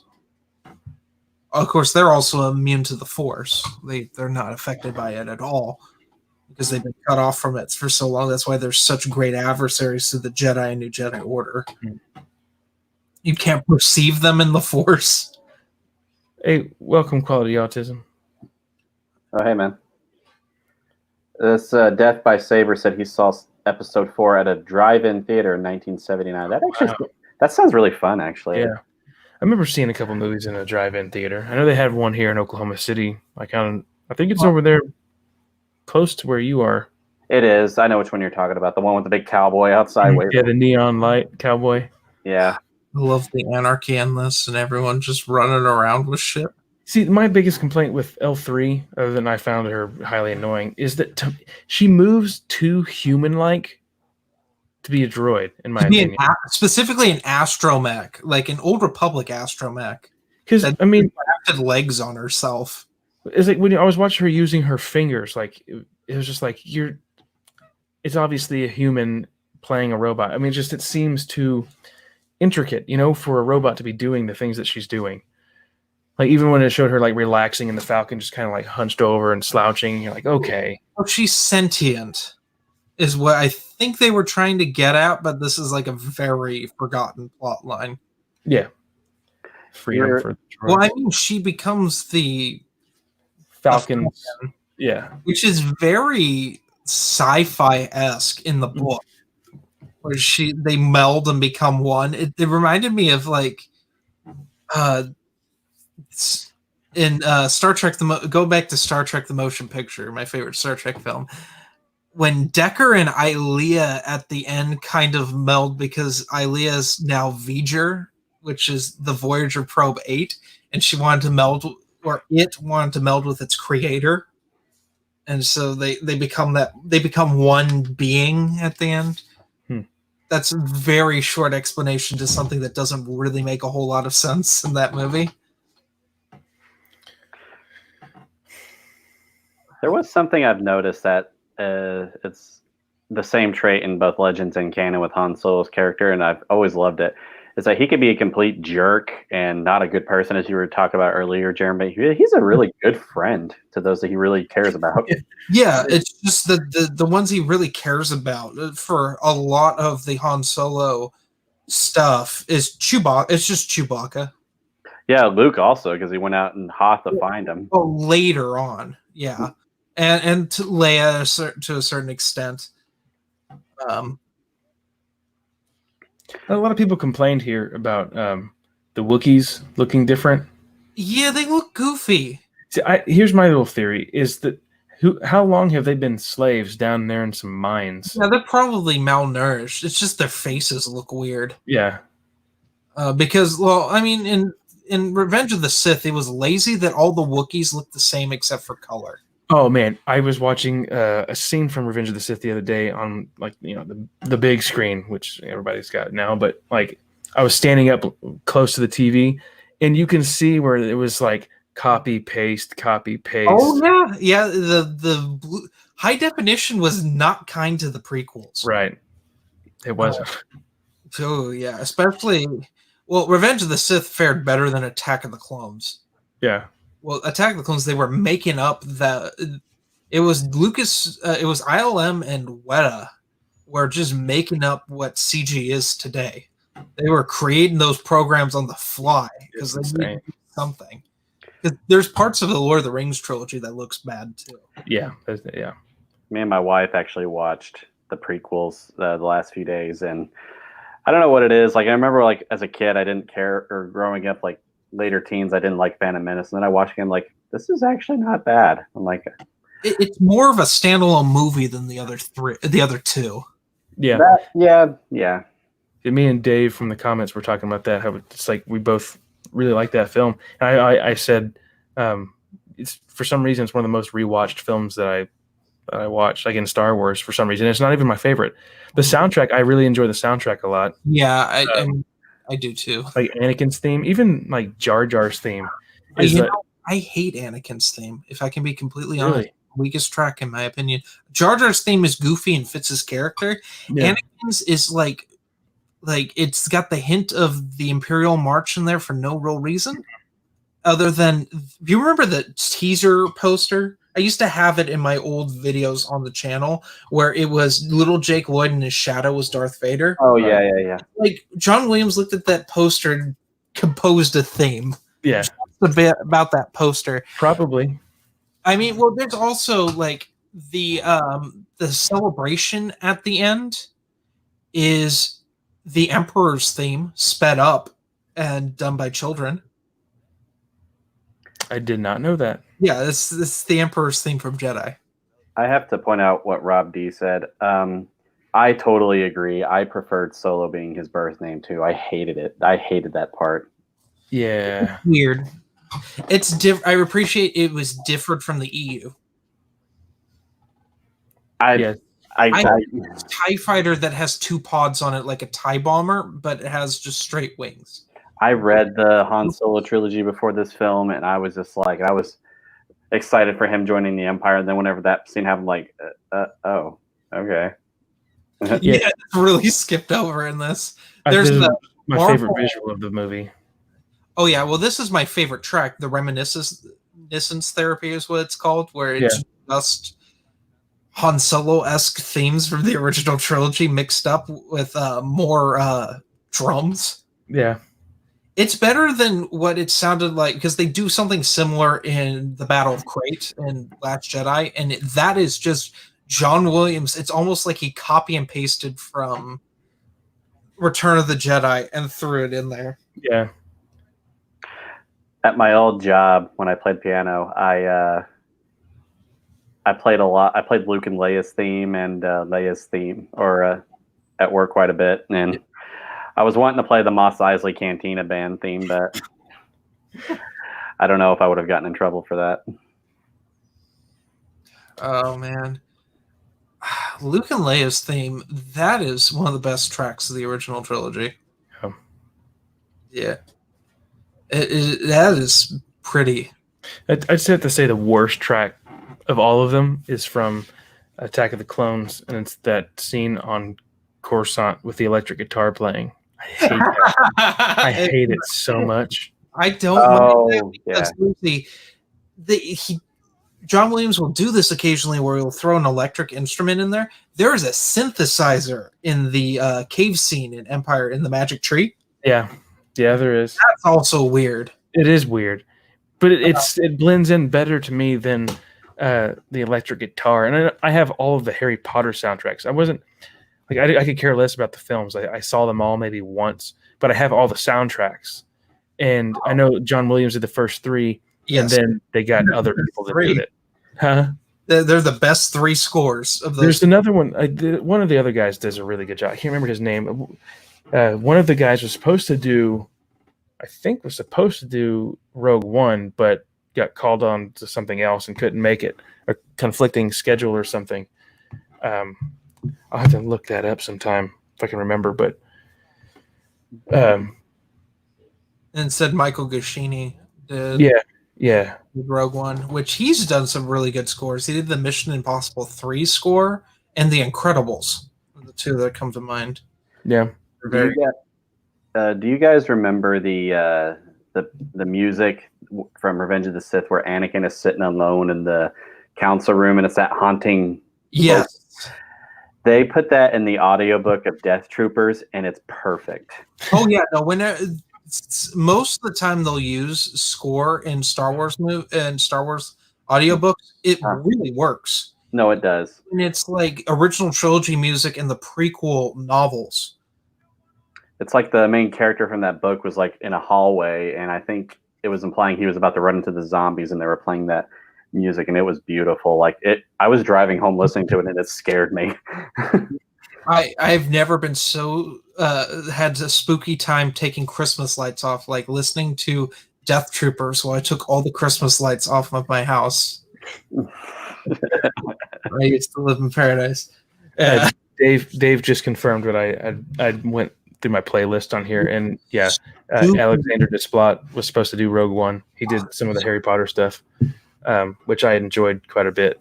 But there is a one of the songs in the Harry Potter thing from who are we talking about here? John Williams. John Williams, where he uses electric guitar, and it was like, to me it was so bad I had to uncheck it. So whenever everything loaded on my phone, that song did not go on my phone. I don't mind it. What I mind is the Last Jedi and Rise of Skywalker scores are so mediocre. It's just renditions of original trilogy music. It's funny when you were talking about John Williams. I just realized I had this book over on my desk. Yeah, piano. Yeah, it's piano, and I think it's just piano. Never mind. Yeah, we showed that on a live stream on here before. Yeah. I have? Yeah, because I was really interested in it. Oh, okay. It wouldn't surprise me. I may have forgot that I did. We just missed the double-potted TIE fighter getting frozen and then crashing into something. That's the dumbest part of that sequence. Did you guys hear they have a new Lego Star Wars out? It's Vader's Castle. Oh, like a new set? Yeah, it's a new set. It's Vader's Castle on Mustafar. That's pretty cool.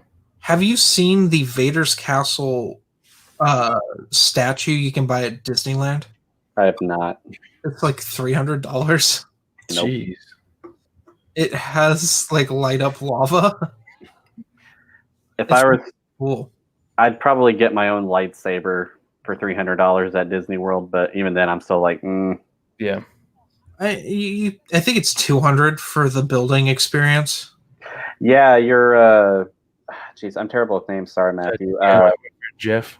We had lunch with him that one day, and he built the saber. He has a green blade. He did like the one that has the Rancor tooth on the end of it. In nature. So yeah. Yeah, he said he had to call TSA to make sure that he can take it on the plane. Dude, I'm just taking a big enough suitcase to that the blade will fit separate from the handle. Yeah, I think they comes with a case. Yeah, but I don't want that to go in baggage claim, and I can't take that as a carry-on. Right. Yeah. If I will let you know, I saw this video on YouTube. Apparently, you're not allowed to play with your lightsabers in the park because no, God no. Can you imagine if they allowed that? Someone's gonna get their eye hit. Someone's going to get bashed in the face. And mind you, you all want to hear some weird Disneyland stuff. I had a teacher that worked at Disneyland before he was a teacher. Like, he ran the fireworks, and he actually got injured on the job and had to become a teacher because he couldn't do his job anymore. But Disneyland pays extra money to the local hospital so that if anyone has like an injury at the park, they get first in line in the ER, so they don't get sued. That is a thing that happens at Disneyland to ensure that they're the happiest place on earth. There's two things here in the comments I gotta say. Like Dave, I agree. He loves Solo, but the stretch between Kessel and Severine always feels a little bit too long.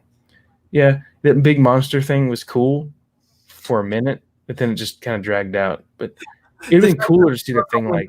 It looks terrible. Yeah, I don't understand why it's chasing after a tiny little ship. It seems like it'd more like to find a planet or a small moon and just start eating away at that. That would have been kind of cool. But and like quality autism. Yeah, you can't play with your lightsabers in the park. Dude, you can't dress up in the park either. Yeah. You can wear the tunics, but you can't wear the Jedi robe. Because the tunic, you can just argue it's a t-shirt, and they will go for it. They won't fight you on it. But you cannot wear your Jedi robes because they don't want you posing as a character and soliciting money. Right. Okay. I did like in this movie that also happened in Legends how doing the Kessel Run in 12 parsecs may have been a little exaggeration. Oh yeah, definitely, it's bullshit. Yeah, Chewie's always just like, yeah, okay, sure, 12. We'll go with that. Well, if the original trilogy stuff and prequels, if the Skywalker saga is from the perspective of the droids, which is that still true? I Or guess. was it just Luke, or was that Skywalker? Well, it can't be the. Are we? You just talking R2D2 and C3PO? Yeah, R2D2 is barely involved in the sequel trilogy. Yeah, C3PO. So then you have to include BB-8. But yeah. I guess if it's the three of them, or what is the new robot, the green one that says "I don't consent" or whatever? Dio. Dio, Ronnie James Dio. I think so. The incarnation is that terrible droid. I did like that droid. I thought he was pretty funny. Just like, no, thank you. The one from Rise of Skywalker? Yeah. Oh, I know. Yeah, like the little polite one. It's just, I thought that was unnecessary. I'm like, why do we need another cutesy rolling thing? Toys. I love K2SO from Rogue One. Oh yeah, K2SO was violent and awful. My favorite scene is like, he's like, Cassian, there's a problem with the horizon. There's no horizon. Of course, I like that guy, the actor who played him. Oh, Alan Tudyk. Yeah. Do you remember the Will Smith iRobot movie? Yeah. He's the robot. He's all of the robots, actually. Yeah, I've heard he does a lot of good voice work. Yeah, he's a great actor. He's the best part of Firefly. I didn't know he was in Firefly. Yeah, he's the pilot in Firefly. He's in the new Harley Quinn show on the DC Universe. Oh God. He's the Joker, and he actually does really good. Well, my thing with that is just it's so weird. I didn't finish the show, but I thought that he did pretty good. I love this scene with Han and Lando. Oh yeah, the ship just looks like garbage out there. I hate you. I know. I like how it's all damaged, but when it showed them land, that was the worst CGI I had seen in the new Star Wars stuff. It looked completely fake. You know what's the funniest CGI though? When Snoke gets cut in half and he flops. It doesn't look right. I think I saw a set picture. It was like they had a big rubber Snoke. Well, I don't know. It looks bad. It's like in Aliens when Bishop gets ripped in half and they throw his top half around. They had to throw it 20 times to get it to land properly. Kept tossing it for like a couple hours. And then they ended up just having to cut away. Oh. By the way, Matthew, I don't know if I told you, I may have, but my wife is really enjoying Queen Shadow. She said she's like, last I checked, she was like 100 pages in, and that was like after reading it for like a day. Your wife seems really nice, so I will not message her on Facebook saying it's a horrible choice. She's wrong. Well, she also loves Padme, so okay, and there you go. That's it. You're gonna put up with a lot if you love the character. That's the thing. Yeah, that's the biggest thing. That's where all the thumbs downs come from, is the fans that like the character. You know, like on my reviews. George wouldn't allow them to write about Padme in the EU for a lot of it.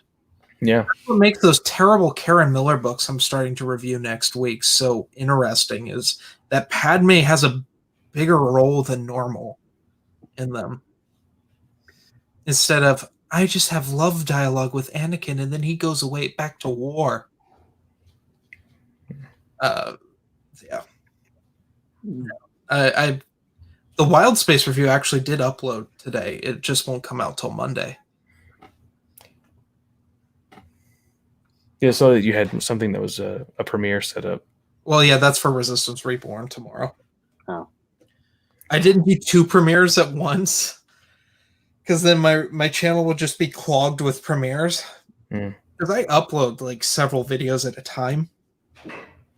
Just because when the semester's going, like right now, I get bogged down really bad with homework. Yeah. So if I get a chance to edit, I mass edit or I mass shoot videos or mass do thumbnails. That's what I was doing today is I found my hard drive that has my thumbnail templates. So I don't have to actually remake the thumbnails. I can just copy and paste pictures over the tops of them. Here we go. More Infus Nest theme. Yeah. I didn't like the reveal of Infus Nest. I neither. It felt like the way they did the reveal was like, am I missing something? I think it was supposed to be a joke when in the original cut. Like that's the only way it kind of makes sense. Because like it just seems like I'm missing something, you know? Yeah, I get that. When she's talking about her history, and I'm like, am I supposed to know this lady? Like her mother? I think you're supposed to like feel bad for them because Crimson Dawn's ruined their lives. Mm-hmm. Although the Lando driving away, that is kind of funny. Yeah.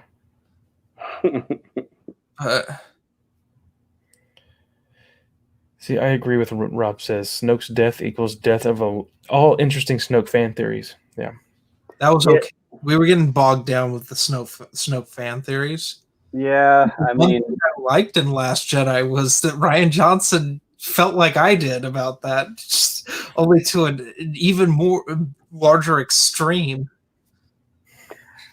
I kind of got tired of the Snoke theories too, like Snoke's Plagueis, Snoke's Jar Jar. Dave brought up a perfect point. Why did Lando leave without his money? Oh yeah. He was just so pissed off. He just like. I think in the book they explain he's just absolutely depressed because he lost L3, and he just leaves. But I can't remember. I read that like a year ago, and the review came out a year later. Yeah. My guess was he knew he was gonna probably win it all back gambling anyway. So. Yeah. He does have the luck on his side. Yeah, I agree with what Dave says too. He says he loves Infus Nest. I think we'll see her again, maybe on the Cassian show. I mean, that'd be the perfect place to put her. If we're getting that Cassian show. Yeah, because wasn't Kenobi supposed to come out first, but now that's just kind of been put on hold. Yeah. Again. Yeah. I don't even know what you do with a Kenobi show. They have the perfect novel. I mean, they will because if John Jesse Miller's involved in the writing, because they pulled from that already in the new canon. A Yark shows up from a certain point of view, and most of it's in that short story in Canto Bight that John Jackson Miller wrote. Quality autism. Snoke is Mace Windu. Quality autism's like I like some stuff in Wild Space, but overall it was meh. Stay tuned for my review. I kind of destroy Wild Space in my review. You're all forewarned. It's one of the worst Star Wars books I've ever read in the EU. Wild Space? Yeah, it's the first Filoni Clone Wars tie-in novel. Okay. When they shrunk the Clone Wars from 3, the Anakin's apprenticeship in the Clone Wars from 2 years to 3 months, and it just doesn't work. We've talked about it on Legends podcast for like several episodes because it's one of the most infuriating things I've ever read. Kenobi production moved from July 2020 to January 2021. Last he heard, Cassian was supposed to start shooting in June, but with COVID, probably not. Mm-hmm. Didn't Disney announce like 12 different movie, TV projects, and there's no news about any of them? Yep. Yeah, well. That's to be expected with this virus. Well, I'm thinking, yeah. Well, with the Star Wars stuff, I remember when they said, "Oh, we're going to be doing a whole bunch of new films," and then they just didn't tie the new sequel trilogy together, which really shot them in the rear. That was some very dumb choices. It was so many easy things could have been done to fix their problems, but they wanted to do it the difficult way. How could we do it the hard way? Let's do that. We let the guy that ruined one of the two guys that ruined Star Trek. They direct. Yeah, that's how you do it. At least it wasn't Alex Kurtzman. Alex Kurtzman's worse than J.J. Abrams. I mean, Alex Kurtzman put the F-bomb in Picard. There should be no swearing in Star Trek. And literally, a woman tells Picard to shut the F up. Wow. Well, I mean, we're going to have that sort of thing in Star Wars soon. We already have something similar in Queen's Peril. But that's a book. That's not a show. Yeah, that's true. Yeah. The thing with Picard, have either of you watched Picard? Have any of you watched Star Trek, like Next Generation? I've seen the Chris Pine movies, and I will admit that's the only thing I've ever seen. Oh, you're missing out. Next Generation's awesome. It's a slow burn, but it's just like the ideal future where humans don't have problems with one another. Like there's no poverty, there's no racism, this world peace has happened on Earth, basically. That's like Star Trek.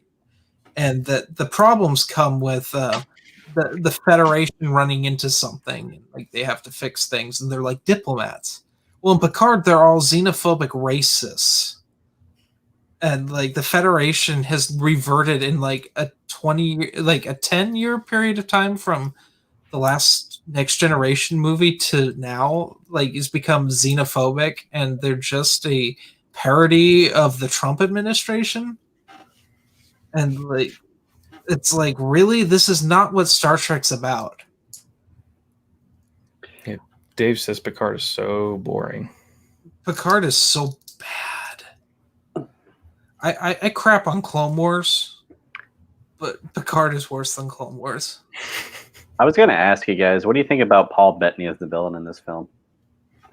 I didn't mind it. I thought he did pretty good. This movie. I'm sorry, what was that? He's the best part of this movie. He's the best actor. I was going to say Donald Glover was the best part, but I mean, like, he's close second. I have to say, my honest opinion, Chewie is my favorite part. I mean, yeah, he has the most to do. He's played by an actor who cares. Mm-hmm.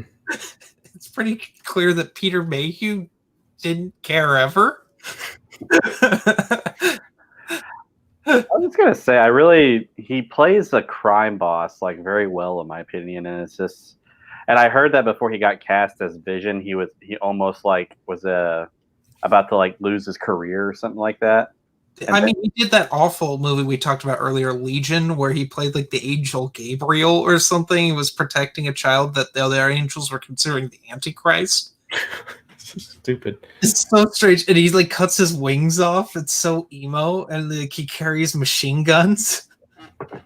It was that same period when I, Frankenstein came out. If you remember I, Frankenstein, where they tried to make like Underworld but with Frankenstein, and they had what's his face who played Two-Face in The Dark Knight. Oh yeah, he played Adam. That was the name of the monster. Yeah. Do you think this actor, that Jonas, will get to play Chewie again? If they make another movie with Chewie, do you think that we will ever see Chewie again in a movie? Didn't he play him in Rise of Skywalker, or was that Mayhew? Yeah, he did. Mayhew was dead. I know. I'm sorry. Just like, oh, wait. Mayhew couldn't stand up. That's why they had to get him. Yeah. In the first place. So in Force Awakens, it's Mayhew when he's sitting in the Falcon, mm-hmm. and it's Jonas in anything else. Everything else. Because I do want to see more Chewie. Yeah, I don't know. I don't want to see any more Star Wars movies, but we all know that. I've been feeling kind of that fatigue when I was reading, especially the Rogue Planet. Well, you're reading Rogue Planet, not reading New Jedi Order. Did you finish? Yeah. You get more out of it if you had read New Jedi Order first. Because that really establishes something that's key in the second half of New Jedi Order. Okay. We've got a long way to go to get there. Yes, you do. I have like 10 chapters left in Rule of Two, but I was telling Jeremy like on his podcast, I was getting burnt out of reading Star Wars books. I love Star Wars. I was just like, I need a break. And that's when you know you're burnt out, because Rule of Two is awesome. You haven't even gotten to the greatest lightsaber duel in a Star Wars book, which, in my opinion, is in Rule of Two. Dave, in the comments, that Crystal Skull thing is from Han Solo and the Lost Legacy. I said that already. From Brian Daly, yeah. I was going to bring the coolest cover of that Brian Daly trilogy. Yeah, I don't know if you can see it. It's too blurry. Yeah. In the book by its cover, the second. That's true. Yeah, We did the whole trilogy. we did. You know, with this film, I like that originally they were going with a Western vibe to it, but it kind of it ended up more of a mob film. Yeah, Mm-hmm. I think they had intentions to do a sequel. Yeah, it was fully set up that we were going to get the Jabba meeting, Mm-hmm. the second one. Yeah, Probably Boba Fett, although I don't want that. neither do I. Leave Boba. After Filoni's Clone Wars, I never want to see Boba Fett again. I've never seen such a warning of his character. I was going to say hot take here, but I think Boba Fett is extremely overrated. Don't care about that character at all. I love him in the EU, but because of the EU. Because he was used sparingly. He had a young adult series that was only 6 books that was explained what happened to him after Attack of the Clones, and explained that why he took up the name Jaster Muriel, and explained his backstory in like West End Games before the prequels, because he took on another identity for a while, because he was in hiding because they wanted him to be Mandalore, and he didn't want to be Mandalore, because that's what ends up happening to him in the EU. He becomes the Mandalore. I do agree with you, Matt. Oh, go ahead. I'm sorry. Oh, sorry. But like the thing with Dave Filoni's Clone Wars is like he's now back out of hiding to try to kill Mace Windu for no reason, even though he already tried to kill Mace Windu and failed. Well, I figured it would be because he killed his father, wasn't it? Well, why is he doing it a second time in Filoni's Clone Wars when he's already done it in the books? Because Dave Filoni's lazy and doesn't actually write his own material. I get what you're saying. I don't think I've seen that episode yet. I'll admit, with the Clone Wars, like there's times I've like scrolled through them, just like, it's a Jar Jar episode. I don't want to watch it. Yeah, that's season 4. I want to no, it's 4. It's season 4 when they introduce Boba Fett for his handful of episodes, and they're all bad. Where he's disguised himself as a clone cadet and is sabotaging the ship for no real reason when he should be in hiding. Oh yeah, and then we get this double cross that we guessed a mile away. Shock thing. But no, Matthew, I agree with you. I have friends in college that were diehard Boba Fett fans, and I was just like, he didn't really seem that popular to me. I mean, they made it clear he was dead, but I didn't know he came. I didn't read the books at that point, so I didn't know he came back. So, quote from Dark Empire: "The Sarlacc found me indigestible." I do remember that when they encounter each other. See, Dave agreed. He thinks that we'll see Jonas play Chewie again. And Carly Autism said they used archived footage and CGI for Chewie in 9 like they did for Carrie Fisher. Wonder where. I need to rewatch that film. No, we don't. We need. Yeah, I read the book. I have to read the book. I'm not looking forward to it. Dude, somebody had asked, like, did Nine Numb die in the book? I can't remember. The whole reason, one of the reasons you were like reading it is to figure that out. You still don't know. It's one of those questions, and I'm like, I'm too lazy to pick it up the book. I'm pretty sure he died. but like I don't remember seeing it, but I remember everyone talking about it. Maybe this is like a Mandela effect thing. Like, That's it. we come from a universe where Nine Numb didn't die in the movie. Yeah. We forgot to put it in, and other people come from the one where he had his on-screen death. Yeah. Yeah. I like what's his name that plays Han Solo? Aaron Einrich. Alden. Alden Ehrenreich. Yeah. I don't know what. I like his acting in this, like in this scene where Voss is like throwing his blades at him and everything. I just like when he picks up his gun and like how scared he is. Like, I just think like I don't know. I see that as a pretty good Han Solo trait. Like it's kind of like Spider-Man. Like he's standing up to the person, but in his head he's saying like I'm gonna die, I'm gonna die, I'm gonna die. Himself. Yeah. Well, he knows he's not like. I'm so glad there wasn't like a kung fu fight between the two of them. That would have been horrible. It wouldn't have fit. He's supposed to be semi buffoon, like he's a thug, and he's just he tries to make it it's a facade that he's smarter than he actually is. Yeah. Yeah. And then we have this dumb fight. I will say though, like I felt more sad for Han in the books, the original Legends books, than I did in this movie. There was more development. Yeah, like he got betrayed a lot in that story. Oh God, yeah. And How cool would it have been if she just turned around and chopped his head off? Yeah, instead we have to have this dumbness. Because he, I don't yeah, know, where like turns gray and just dies. the blade is pretty long that she has, and he was right behind her. Yeah. But they ended it kind of quick. Yeah, it's not gratuitous. Had to get him in the heart instead of just decapitation. It's not like the Praetorian guards that are spinning around at nothing in the throne room fight in Last Jedi. I can't get over some of that choreography is great, and then other parts of it is just god awful. Did you guys see that scene, the fight in The Last Jedi, but they put different music over? There was one where they put the Pokemon theme over it. Yeah, I've seen that. Oh, we just Or had a horrible fight, and we almost died. Let's get it on, right? Yeah. Carnage. I hate that in movies. Yeah. Most unrealistic stuff. When you're like, that's the word. Trust me. And in real life, one of them would be throwing up, like, oh my God. Probably be Han. Yeah. He is less. Actually, I don't know. He probably witnessed a bunch of people die in that mud hole. Yeah, that's true. But like, she's more jaded than him, so it'd probably be him. It looked like there was like a holocron in there, but it was super big, so it couldn't be a holocron.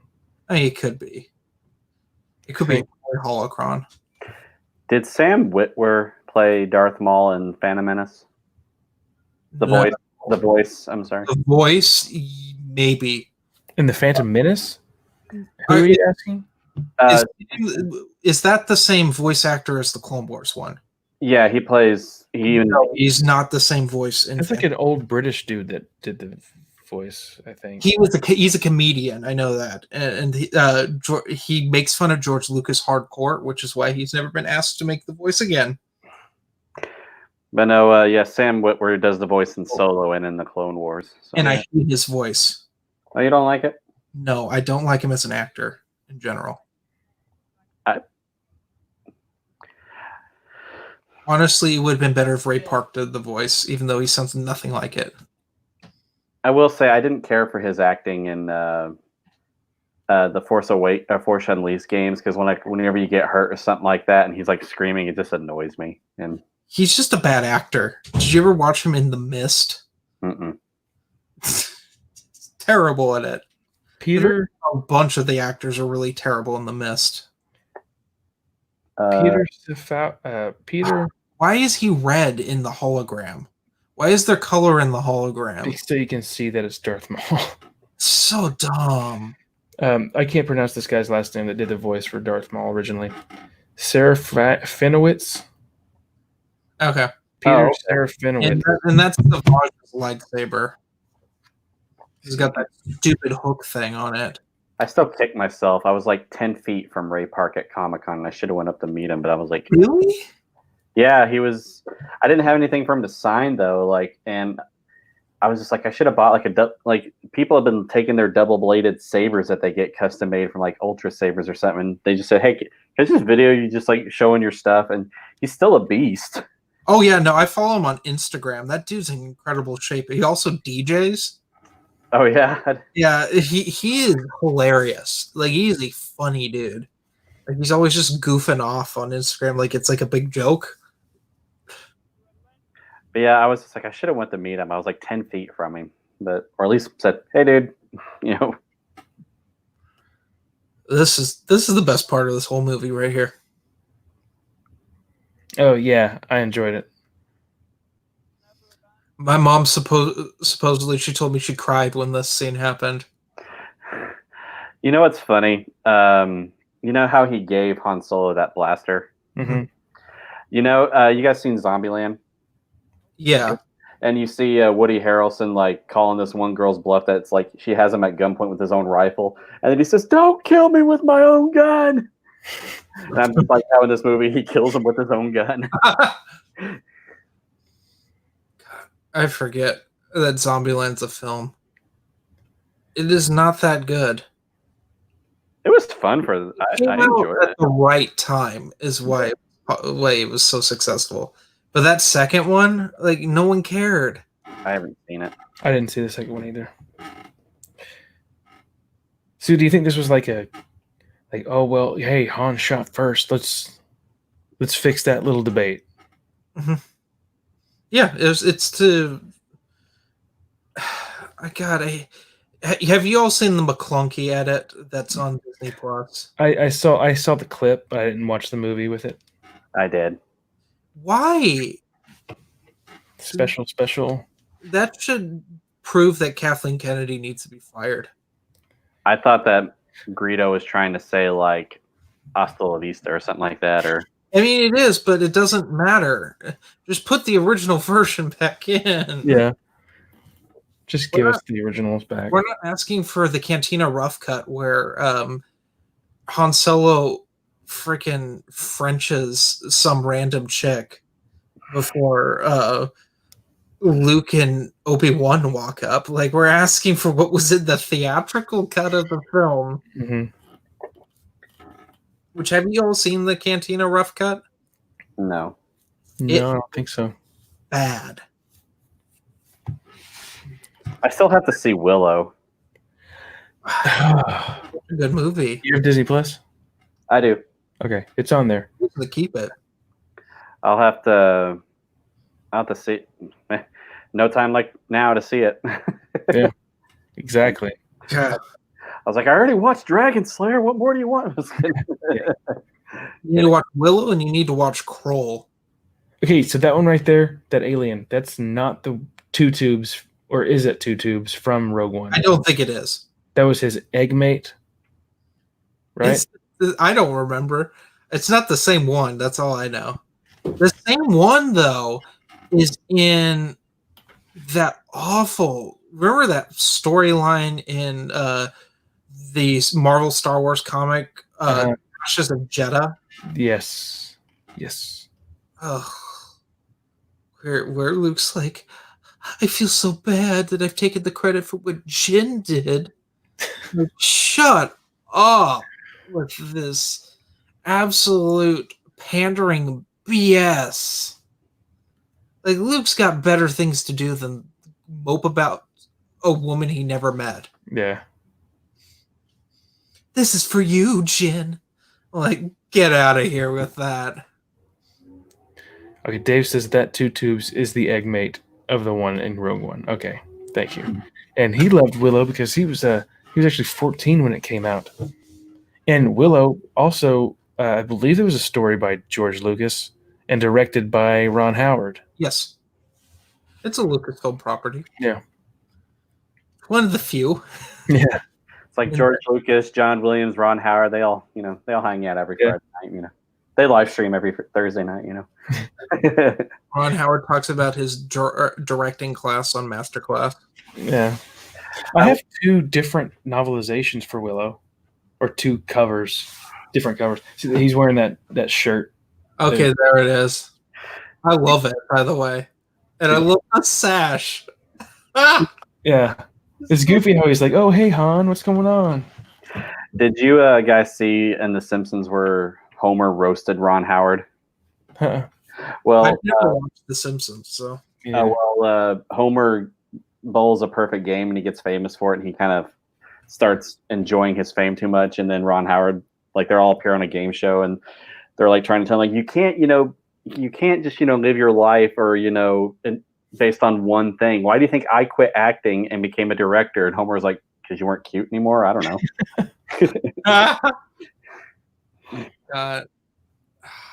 I forget that Ron Howard was on Happy Days. I used to watch that when it was on Nick at Night. Was it really on Nick at Night? Oh, that's bizarre.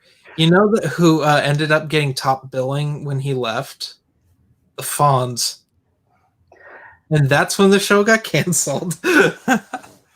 I know that it came up because of that show. It inspired the phrase "jump the shark." Yeah, because the Fonz actually jumped a shark. Yeah, I know. I saw it. It is one of the worst things in television history. Dave brings up a good point. Han still owes Lando a ship from the first card game. That is true. Oh, I've never thought of that. And you can't even. And it's like the novelization. You know who owns the ship, the Millennium Falcon? This is going to be a spoiler. If you don't want to hear who owns the Millennium Falcon in The Rise of Skywalker, then take out your earplugs or whatever. Oh. Most people probably don't care at this point. Do you know who actually is now the owner of the Millennium Falcon? Is it Chewie? Is it Poe? No. Who? It's Rey's ship.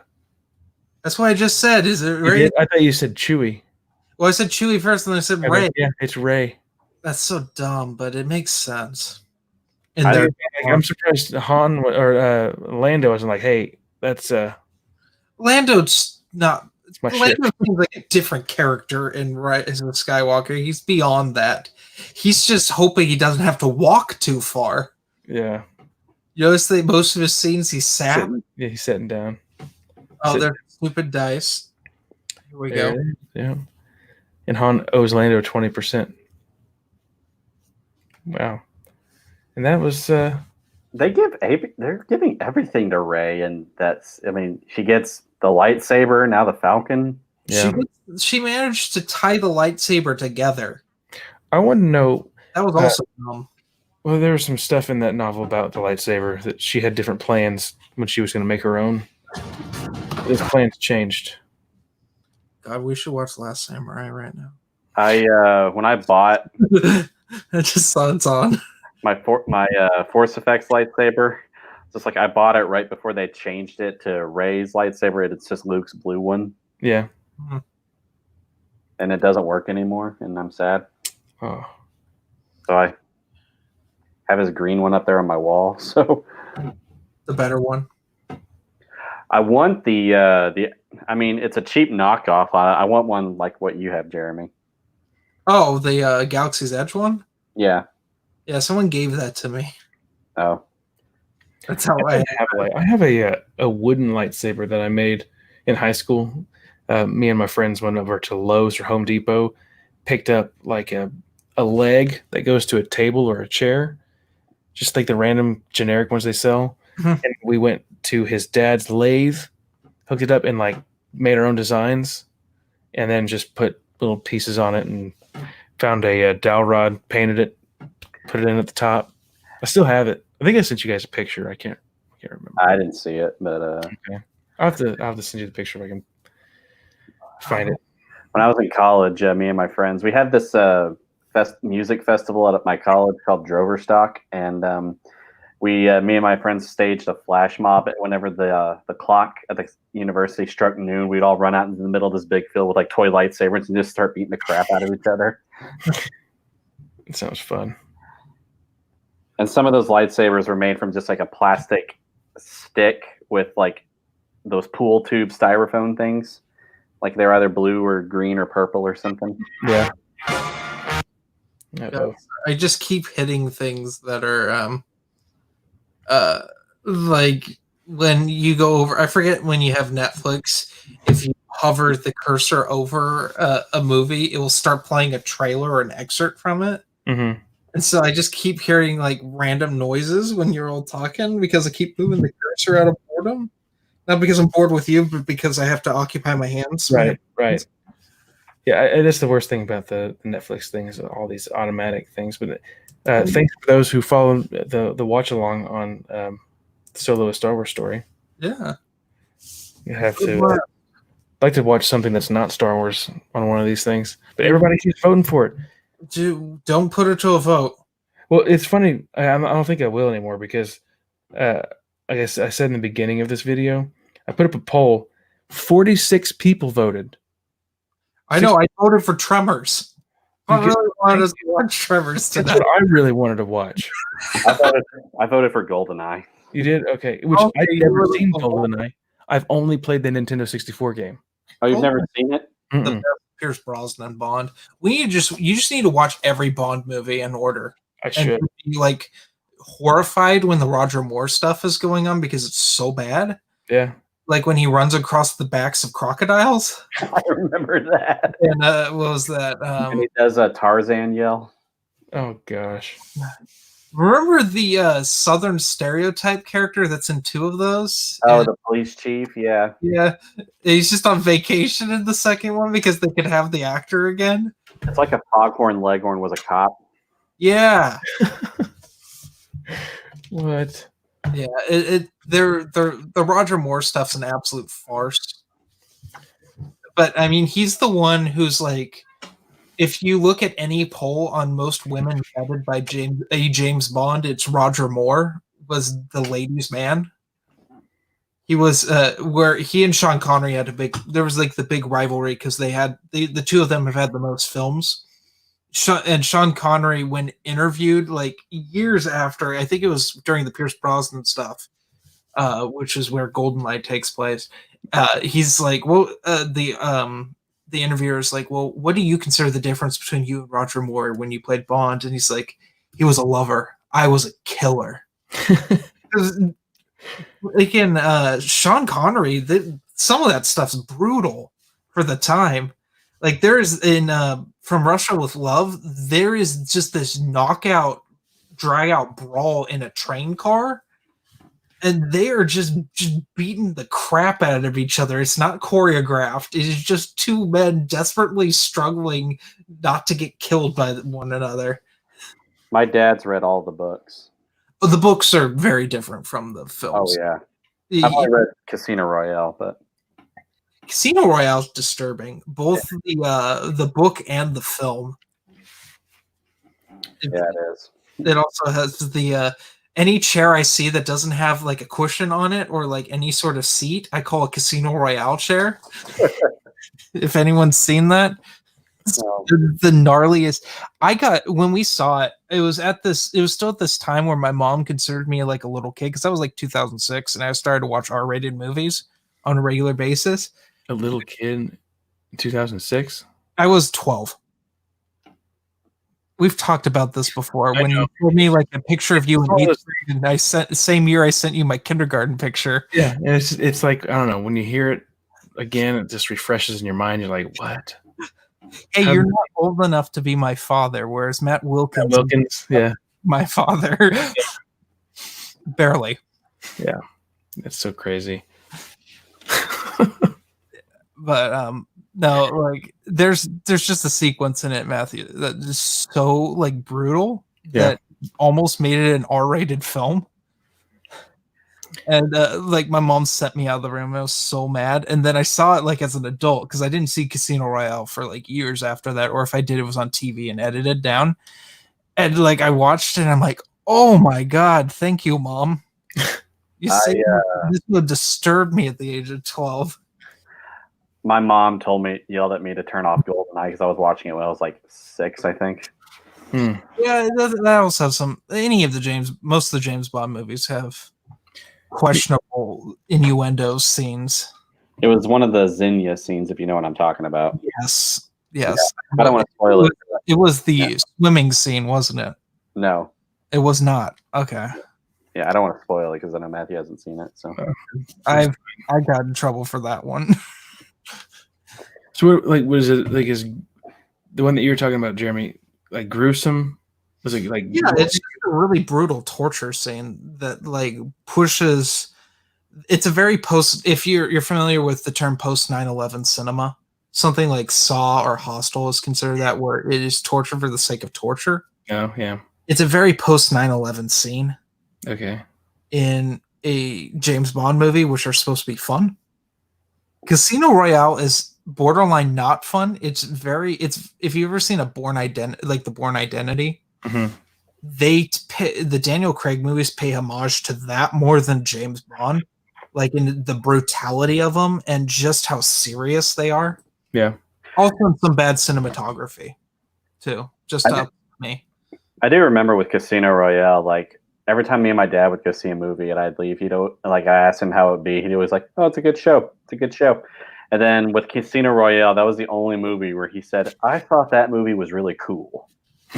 I remember my dad and I went saw Skyfall together. That's an awesome movie. That deserved the Oscars it won. What year did that one come out? 2014? No, that 12, I think. And Spectre came out in 2015 because I saw it the day Force Awakens came out. I actually went to the movie theater twice that day, and neither of those times was to see Force Awakens. 2012, yeah. Because I don't like seeing a movie on opening night. I hate it. If I can be too many people, I don't like. That's true. And I was in line with all the Star Wars people, and they're like, "Are you excited for Star Wars?" And I was like, "No," because I actually at the time I wasn't going to see Force Awakens in the theater. I had no desire to, which that's a whole separate goofy story that I can get into on here of being very drunk watching Force Awakens and having 4 times while watching it and not knowing what was going on in the middle of it because I had to go pee so many times. And having to have my friend Josie from the Minox Nest explain what happened in Force Awakens because I couldn't remember some of it. Mm. But I was in line because I saw Spectre was ending that night, and so was Creed, and I really wanted to see both of them. So I saw Spectre in the daytime. I was like, I'm only going to see one, and then I'm like, you know what? I really want to see a Rocky movie in the theater. So I went and I waited in line with all the Force Awakens fans. They're like, "You excited to see Force Awakens?" It's like, I'm seeing Creed. They're like, "What?" Like, yeah, I haven't gotten to see it yet. I'm sure Star Wars will play for a long time because it's December. I really want to see Creed. And so I saw Creed, and you could hear the Star Wars people in the other theater. That's how loud they were. Wow. Matthew, did you see Force Awakens at the Warren when it came out? No, I would have seen it at the Harkins Theater. That was my favorite. Oh, okay. Because of the Force Awakens, I don't know if you've been to the Warren recently. It's the Warren Theater in Moore, Oklahoma, for everyone listening. It was because of that movie that they had to now, afterwards, they had to have assigned seating, like where you reserve your seat. That's a thing in all theaters now because the Tinseltown Theater here in Chico is that way, where with like I went and saw Joker, and that was the first time we had assigned seating. I was like, what is this? We actually have a Tinseltown in Oklahoma City too. Yeah, over by where we work. Yeah, they're used to. Yeah, where we both work. Yeah. Tinseltown's owned by Cinedigm. It was like the place that you would, if you wanted to watch a movie and get stabbed, that'd be where you'd go. But I think it's safe over there now. Yeah, it's not. Dude, I'm not used to having more than one theater in the town. I mean, we have 2 here. The other one's called The Pageant, but it shows like art house stuff and very, like low budget. And it's a privately owned theater, and there's just couches you just hang out on. Like, totally different vibe. It's like it's all just art people, and everyone knows each other when you go to The Pageant. Yeah. It's a totally different thing. But in Paradise, the cool thing about that theater is my grandfather built it. I remember you said that. You told me that, I think, when we were having a phone call. And the first time, I was like reminiscent about Paradise. But I saw The Phantom Menace in that theater, and that was one of the first films that played in that theater. It's The Phantom Menace. I remember seeing Attack of the Clones with my dad and my brother, and these two guys got into a big fight in the theater. What? I'm not kidding. Like, I don't know what it was for, but like, it was the Battle of Geonosis scene, and then we just heard some people in the back just start screaming up a storm, and then I just looked back there, and there's these just two guys just wailing on each other, and security comes in. And was it because of how bad that film is? I don't know, but I remember at one point my dad, like putting his arm around both me and my brother. That's crazy. I mean, that was in 2002. So cell phones were still newer. So someone could have been on their phone in the theater, and it could have been like a thing. That reminds me of a concert I went to when I went and saw Disturbed like 10 years ago. There's this guy who was a Disturbed fan who was like in his like late 30s, early 40s, and there's this Avenged Sevenfold fan that was like 20, and the Avenged Sevenfold fan like said this other guy's wife was like fat or something, and he like, because we weren't in the pit, because my dad's not really into the pit thing, and he and I did all the concerts together for the most part when I was a teenager. Mm-hmm. We were in the stands, and we were all standing to watch Disturbed, and the guy just jumps over a seat and just starts wailing on this basically barely not a child. And security had to take them away. People are crazy. Dude, I've been to so many concerts where like behavior like in that movie theater happened. I've never been to a movie theater where people got in a fist fight. At least not yet. The last time I saw something like that, me and my wife and a friend of ours went to go see Halloween, the remake. Oh, yeah. Not the remake, the sequel. That is called Halloween. Yeah, and the movie to be just called Halloween. But it was at Tinseltown, the not so great theater, and there was these two ladies like, standing up, like arguing with each other. Then they sat down and just like, yeah, just bring your pregnant wife to this kind of theater. Yeah. That's what you get when you get the cheap seats. I know, it's like $4 a seat. Yeah. I'm like, What are you talking about? I've never paid that little for a movie theater. Yeah, they have. Yeah, that's like cheaper ones. $10 a piece in California. That's 3D.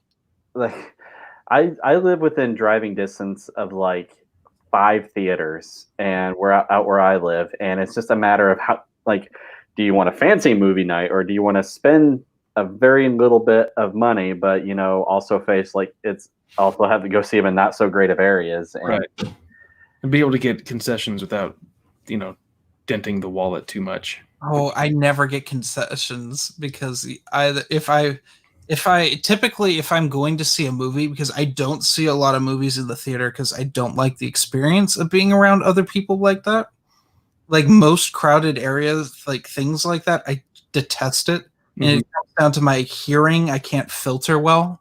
Yeah. So I got really spoiled when I worked graveyard shift back, I want to say like 2013, 2014, where I'd get off work at 9, the movie theater would open, and I'd see it with a couple elderly people that took naps during the film. Like they would just fall asleep. Like that's how I saw the Sandra Bullock movie Gravity. I was like with one other like elderly gentleman, and I think he fell asleep. Go ahead. I'm sorry, Jeremy. Like I got spoiled that way. So like if I go to a movie, it's like a matinee, like on a Tuesday. Yeah. And, like, so I don't have to deal with the human race. I did that for Spider-Verse. Oh, I didn't get to see Spider-Verse. I did that with Homecoming. Where I actually, you know what I did with Homecoming? You remember the Blu-ray set that Best Buy did of all the 5 Spider-Man movies, and you got a discount to see Homecoming? So I only paid $1 for that ticket online and just went and watched it. Nice. I wasn't even intending to see it, but I really wanted to watch the Sam Raimi Spider-Man movies again. I was gonna say, I don't know if they happen at your Tinseltown, Jeremy, but at the ones out here in the city, on occasions they show operas. No, they don't do that here. They'll do a throwback movie. Mm-hmm. Like I think oh God, what did they just do? Well, I was saying like they show the Metropolitan Opera like in like a video form, and my wife loves operas, and so for Christmas I got tickets to go see an opera, and then there was this this gentleman sitting right in front of us. You know, he was elderly, like bald and everything. He was just like sitting there like a evil criminal mastermind, just like, you know, just enjoying, you know, the Yeah. like, and then they asked me and my wife as if it's like a social thing for them. It's like, is this your first opera you saw here? I'm just like, yeah, probably the last. Where did you say this was? This was at Tinseltown. Okay. And they're like $25 a ticket for the operas. And what I didn't like was that they had like a behind the scenes intermission that was like 15 minutes long, and I'm just like, ugh. We were in there for like 4 hours. Yeah. See, the thing that I loved about the Warren Theater is they had the loyalty cups and shirts. You buy a T-shirt for $25, and for the rest of the year, you bring in your T-shirt, you get the free medium popcorn, and it's like it's $1 refill for the big large cup. And this was a nice theater too. It's like downtown Oklahoma City. It was my favorite. Now they have one close to my house that's just like 4 or 5 miles down the road that I can go to. Another Warren. Yeah, I've been wanting to go to that one because that's where I went and saw the Joker. It was nice. Oh, I'm sorry, Matthew. Oh, you could. It's a nice theater. Well, I was gonna say that's a true Warren theater because the one that I go to was bought out by Regal. So, wait, the one in Moore? Yeah, it was bought out by Regal. It's now called the Warren Regal. Oh wow! And they don't even have the food that they used to serve there anymore, and it bums me out. Yeah. Are you talking about in the cafe thing? Yeah, or the balcony seating. Yeah. Yeah, Jeremy, they have a balcony seating up at the Warren where you can like order food during the movie, like burgers. Oh, awesome. Yeah, I actually did. I had chicken and waffles when I went and saw the Joker. Nice. I can't talk about what happened when my date and I saw the Joker. It is not appropriate for here. Let me just say, when you see a movie at like 11 o'clock at night, weird things happen. Especially when you're drunk. But I wanted 2 things here. First, Quality Autism says Spectre is the most hated Bond movie. It really shouldn't. I think it's the best of the Daniel Craig movies. It's a great way to end the series. The most hated Bond movie should be Die Another Day. That has Pierce Brosnan surfing, being chased by a laser beam. I think I've seen that scene. I've sent you that scene because it's one of the worst things I've ever seen in my life. If you all probably have those scenes in movies where you can't watch it because it's so embarrassing. For instance, in the second Hobbit movie, when the whole barrel riding sequence, I can't watch that. That is the worst thing. Actually, I don't know now that Rise of Skywalker came out. You know, it still is. It is the worst thing I've ever seen in a movie. Because like half the time the frame rate drops because they're using a GoPro for some POV footage of Bilbo.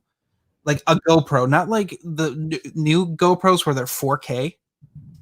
Like a GoPro Hero 3 or 4. Where it's like HD, but they're filming in 8K at 100 frames a second. So it already looks bizarre. But then the frame rate drops because this thing can't shoot 60 FPS. It just looks bad, and just the whole barrel riding sequence is stupid. Mm-hmm. But I mean, the Rise of Skywalker tug-of-war over the spaceship where Rey electrocutes it with Force lightning, that might be the second worst scene I've ever seen in a movie.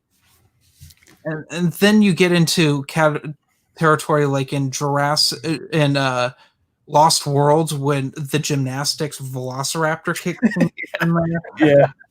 There's certain sequences in Freddy Got Fingered where, like, I was watching Freddy Got Fingered before you said, "Hey, do you want to join this stream?" I watch Freddy Got Fingered a lot. It's a guilty pleasure of mine.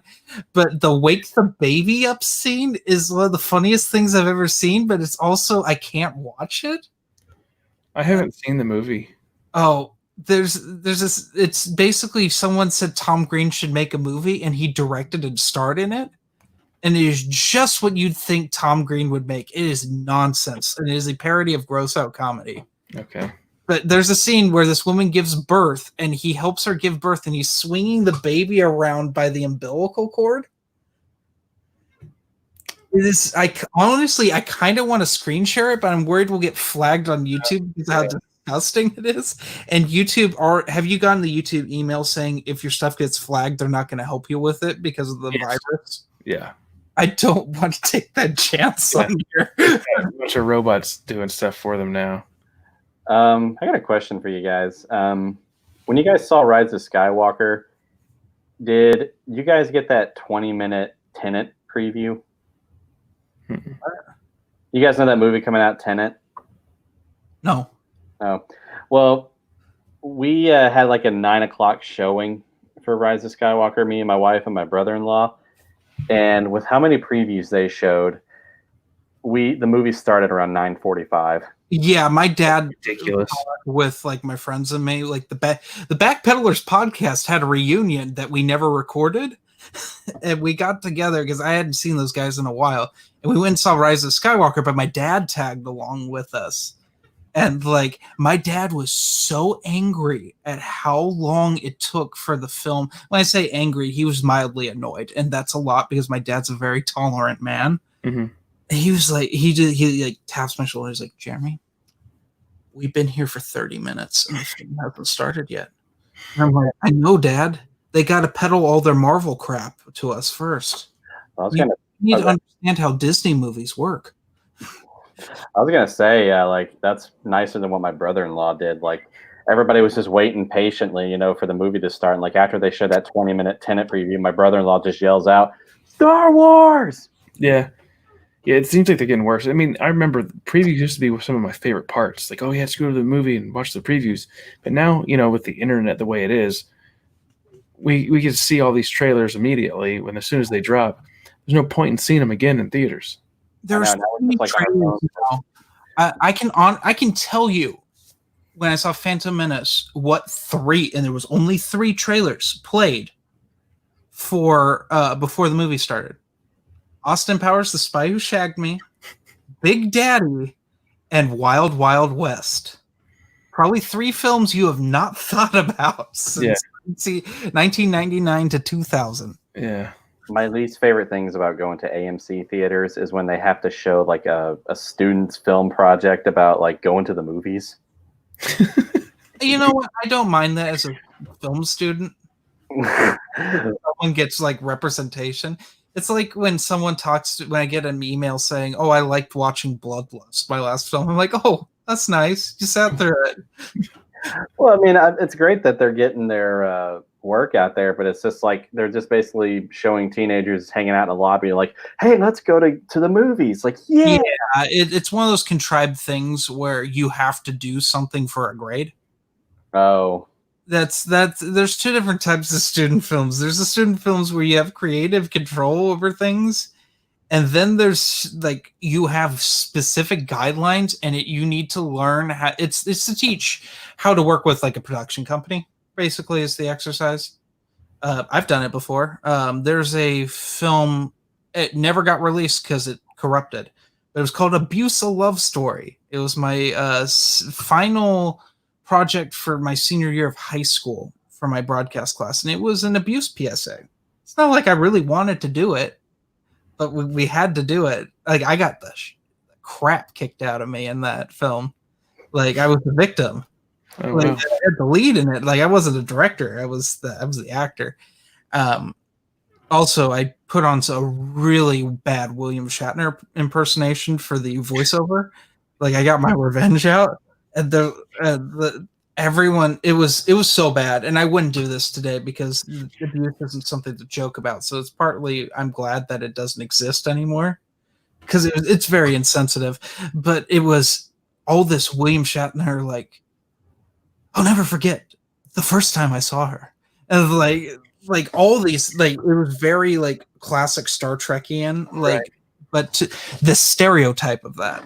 So the class was laughing hysterically, and like it was supposed to be serious, and like everyone, like my group was mad at me. The teacher was like horrified that I didn't take anything seriously, because I mean I had senioritis really bad. I wanted to be done real fast with that. There was this one film project that I did in high school. It was actually like we were studying Hamlet in English, Oh yeah. and I was like, okay, you got to come up with a way to like modernize the story in some way, do something. And I was like, can I make a movie? Because this thing was like red paper, really. And the teacher was like, okay, because me and my friends made movies all the time, and we made it, and we showed it in class. People loved it, but it was on VHS, but the tape got confiscated. The teacher's like, I'm gonna have to hold on to this until the end of the year. You never If it falls into the wrong hands, you're probably gonna be suspended. Hey Rob. But yeah, it had nudity, and it had fake drug use, but it looked legit. Oh, So that's great. My sister did that in a film she did in high school too. Where She looks like she was shooting up. I thought it was really tasteful. we had a guy snorting. It was actually coffee cream, the powder, but Yeah, he was actually snorting it up. And Flour? I had to do a project like that in high school too. We had to do scenes from Romeo and Juliet. It was for freshman English class. Yep, that's freshman English. And Right there. most of the people in my class were football players, and then they were just like goofing off the whole time they were making the film. Like there was like one scene where they pulled a prank on this one guy. They did the serious stuff for the grade, but then like they're like, oh man, the one other guy like hey, I got to go over here and take a leak, and they filmed him taking a leak and they put it in the. And it was shown in class, and we were just like, oh my gosh, this is why we can't nice things, people. I used to film like insane things in high school that like don't exist anymore. I mean, if you're friends with me on Facebook, you've probably seen, because I reposted it this year, the my friend swimming across the duck pond. There was that cell phone video from 2008. Filmed on a flip phone. Because I can now brag that I filmed in every YouTube aspect ratio that has ever existed. That's in 144p. Wow.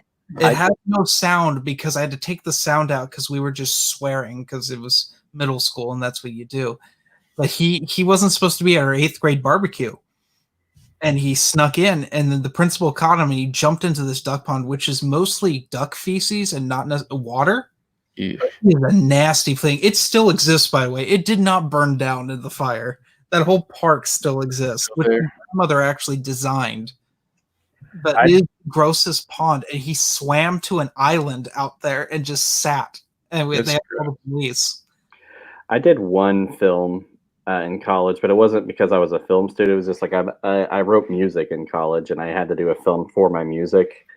And finding the cast was weird. Like I had a lot of friends that was in the theater department, like I was, but there was this one girl that I went to ask to play this one role, and because she's been in the other film projects for the same class, and I don't know, whenever I asked her, like, hey, can you play this part for me in my film? Her first response was, how naked do I have to get? And I'm like, dude, that is a serious question. I get that too, because like when you're casting women in roles, especially like in college, they think it's porn.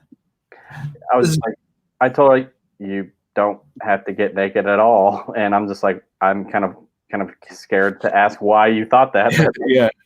yeah. But but she was in another movie and they were doing a strip poker scene, and that's why she asked. I'm just like, come on, guy.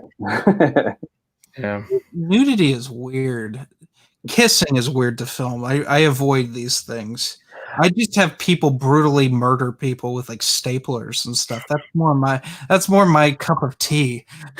See, I remember we used to do like in junior high when I'd make my movies. I had one of those big VHS cameras for the longest time. Oh, that recorded straight onto VHS. Yeah, and like we remember this one killer. We made like 4 or 5 sequels, and it had a glove on the hand, like the camera. Whoever was holding the camera had a glove out. It was like first person, like slasher type thing, and the knife was like made out of cardboard and foil. You know, I think there might have been like 1 or 2 scenes where it's like holding a real knife, and then you pause it, get the fake knife, hit play, and then you stab somebody with the foil. in camera editing. Yeah, we did a lot of that. A lot of that back Oh, in the you day. didn't have access to computers that could handle video editing, and plus you'd have to transcode it onto a computer, which is a nightmare because we had just at my high school for the broadcast had switched from those type of cameras to Canon Handycams, the little camcorders. Like these? Yeah, like those. A little bigger than that though, but because it had like the sun protector thing, so you don't have like lens flare going on. Shooting in HD, which was new at the time, or newish. I think we were shooting in 720p though. Sorry, I'm laughing at this comment. Yeah, quality autism. Which was better than sexuality. That was It's funny. It's true. It's true. Did you know that I was supposed to be named Jerry the Third? That might be the greatest like thing ever. I don't think I've ever talked about this where I wasn't. I was almost because my dad's name is Jerry and he's Jerry Jr. I was almost Jerry the Third, and my mom said, "No, we don't need to get another person's mail mixed up." Oh wow. And so I was named Jeremy as an appeasement. It works. It's close. It's close enough. Yeah, I'm glad I'm not Jerry the Third. I'm Jeremy the First and only. Yeah. So For now. I will not ever name a child after me. Yeah, I don't understand that. It's narcissism is what it is. If you want to get technical about it. I was named after my dad's army buddy. So. Well, that's different. Mm-hmm. It's different to like name someone after like a friend or someone you care about, or for it to skip a generation. But when you name a child after yourself, it comes off as narcissistic. Yeah.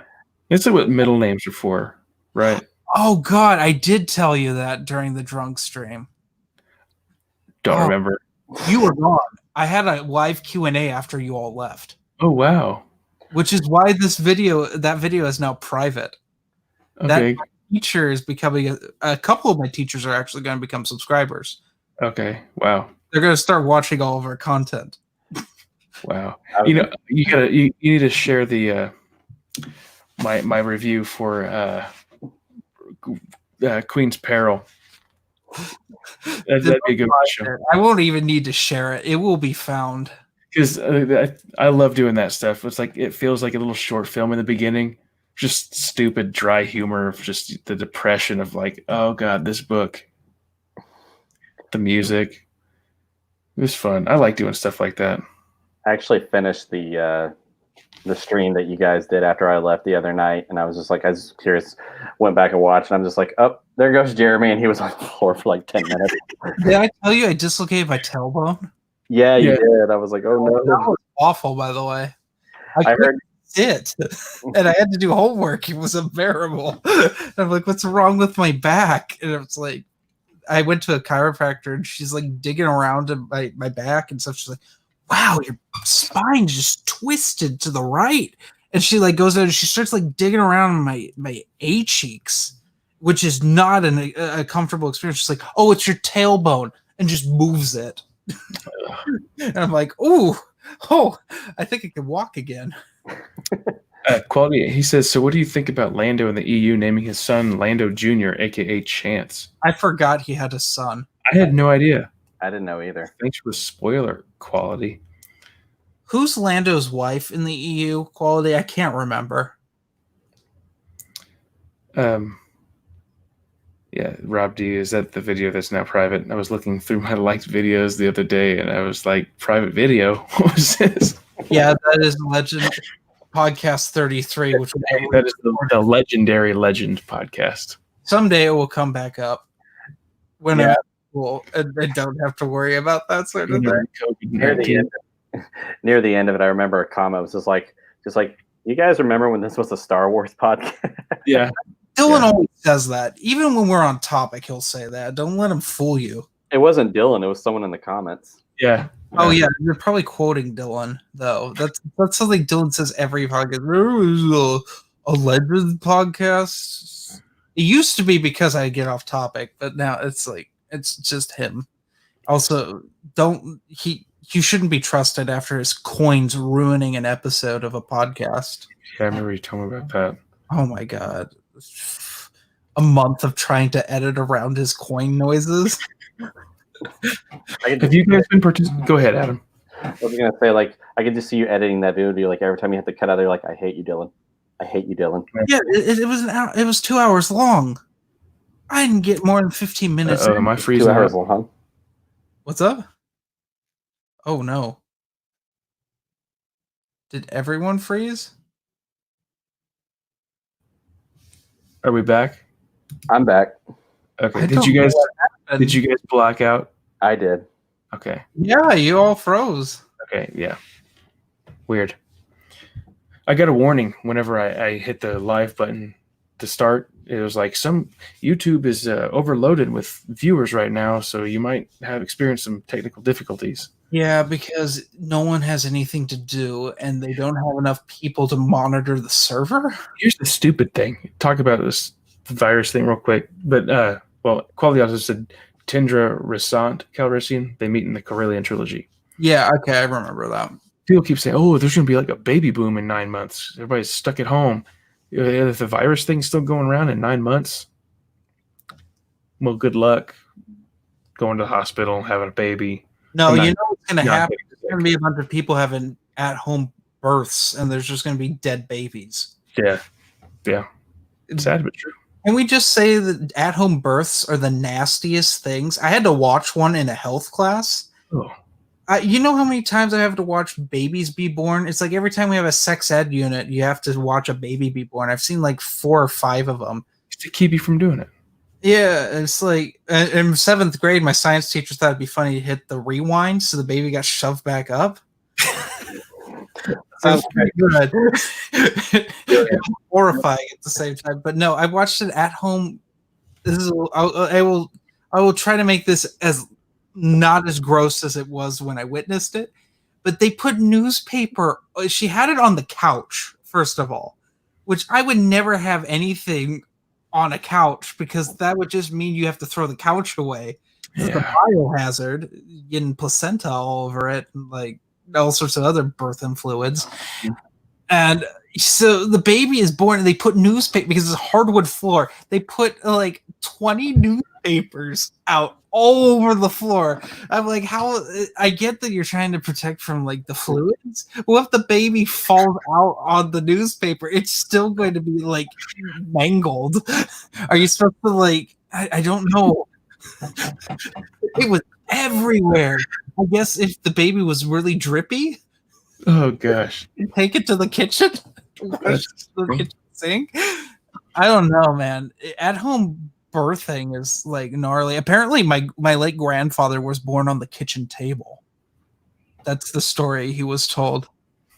He also didn't have a birth certificate because he was born in the woods. But yeah, no. This is what this solo watch along has become. We should just watch birthing videos from now on. Oh my gosh. Find some that are able to share on here live. Well, you two have actually witnessed a birth that mattered to you. Yeah. Addicts is 3. My wife was a C-section, so. Oh yeah, well, that's different. I mean, yeah. See, that's what I was going to go back. We're going to loop around back to 007. That's when I watched Skyfall. I bought it a long time, like after it came out. I had the digital copy, and I remember sitting in the hospital, just the hours that go by. You're like, man, I wish I had something to do. Oh yeah, I have that digitally, so I'd like re-downloaded it to my phone, and I was just sitting there while she slept, and I watched the movie. I enjoyed it. Nice. I didn't watch any TV when I was in the hospital with my wife. Like, I was too tired. Yeah. Yeah, I couldn't sleep because like a nurse would come in like every 3 hours. Yeah. Like, okay. Guess I'll just watch a movie. I don't have children, so I've never had this happen. Oh, you will. Yeah, we'll see. One of these days. We'll see. And me and Matthew will be there to make fun of you the whole time. I'll give you my spawn. Do a live stream. I won't give them to Matthew because Matthew doesn't have enough rooms in his house anymore. Oh no, yeah. I'll give them to you anyway. The geeks Max- nursery. The maternity ward. See, yeah, and what's crazy is like during this time, like I got my office back there. That's why it's all messy. Had a little table that the wife bought at a not a garage sale, but one of the thrift stores. Hey, there you go. And yeah, I got a computer on it, work laptop. It's not bad, but the loft opens up. There's these windows on this wall over here that open up into the living room, and the ceiling is like just a 45 degree angle. So all the noise from downstairs just echoes right up here. So I just hear kids screaming all day long. The solo watch along turned into an HD TV show. The Geeks Home Tour. It's quality autism's like solo watch along plus Jeremy talks about house birth. I mean, we didn't talk about the video that Red Letter Media reviewed on Best of the Worst, Orgasmic Birth.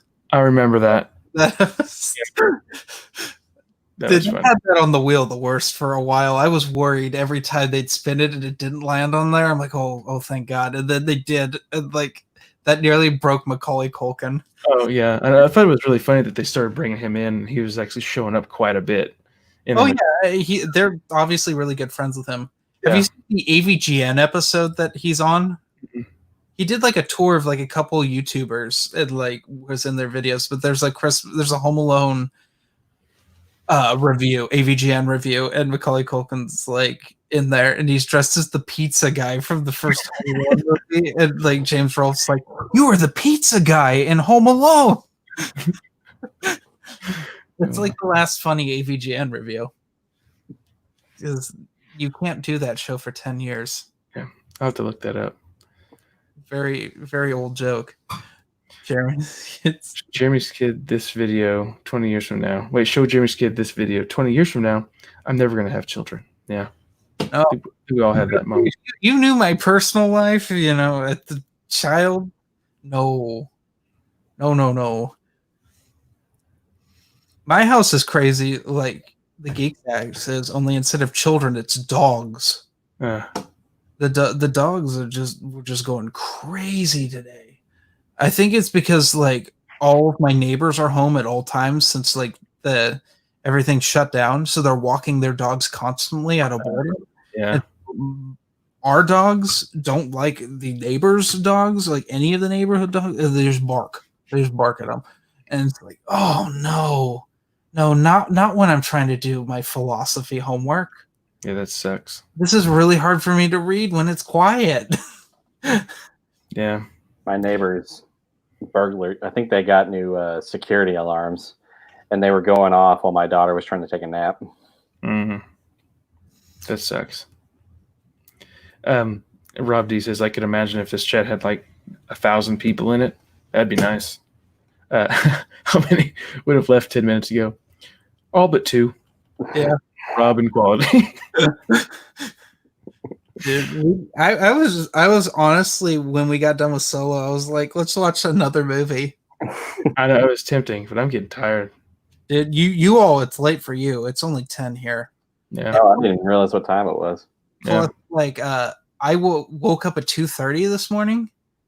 Like I had like a usual nonsense like campfire nightmare BS. I get that occasionally. I've been getting them a lot recently because like this whole thing has been stressful. Right. So I'll wake up like an average of about like I'll go to bed. I average going to bed right about now unless we're live streaming. Like just like the elderly man I am, even though I'm in my 20s. I was like, what? I did like 10, and like I will wake up around somewhere between midnight and 3 in the morning, and I won't be able to go back to sleep for at least an hour and a half, and then I will fall asleep typically at said hour and a half. Then I will wake up at about 7 at the latest, 6 or 7 around there, and I will have to throw up because I've slept too long, even though I haven't slept too long, because my body cannot sleep in past 5 in the morning. Yeah, I've noticed that you're up pretty early. Like, Oh yeah, you are like getting ready for work. I'm like, oh, I didn't know he'd be up. Oh yeah, no, I'm a very much a morning person, which is why I'm getting weird right now because it's like I'm getting sleepy. I haven't even been drinking. I haven't had a single drink today. That's weird. Usually, I have at least 4 beers by now. That morning person thing will go away when you have children. No, we'll see because morning's my sacred time. Because no one's up in the morning. Except your baby. That's okay. Like that baby doesn't speak English. I don't have to have a conversation with a baby. Yeah. I could have like the basic amount of dialogue with a small child. Well, what you were saying, like you said that like you wake up at like 1:30 or and it takes you like an hour and a half or so to go back to sleep. That happens to me too, except by the time I'm about to go back to sleep, then I hear a baby crying in the monitor. I'm like, Aren't you glad you only have one, Adam? So what? Aren't you glad you only have one child? Yeah, I mean, I can't imagine how Matt Wilkins is doing with twins. I mean, we talked about having more, but I mean, dude, do what my parents did. There's a 4-year gap between my sister and me. There's a 5-year gap between my second oldest brother and a 7-year gap between me and my oldest brother. So there you go. Just like I don't get when I get like the idea that you want your kids to play together, and that's why you have like kids close in age.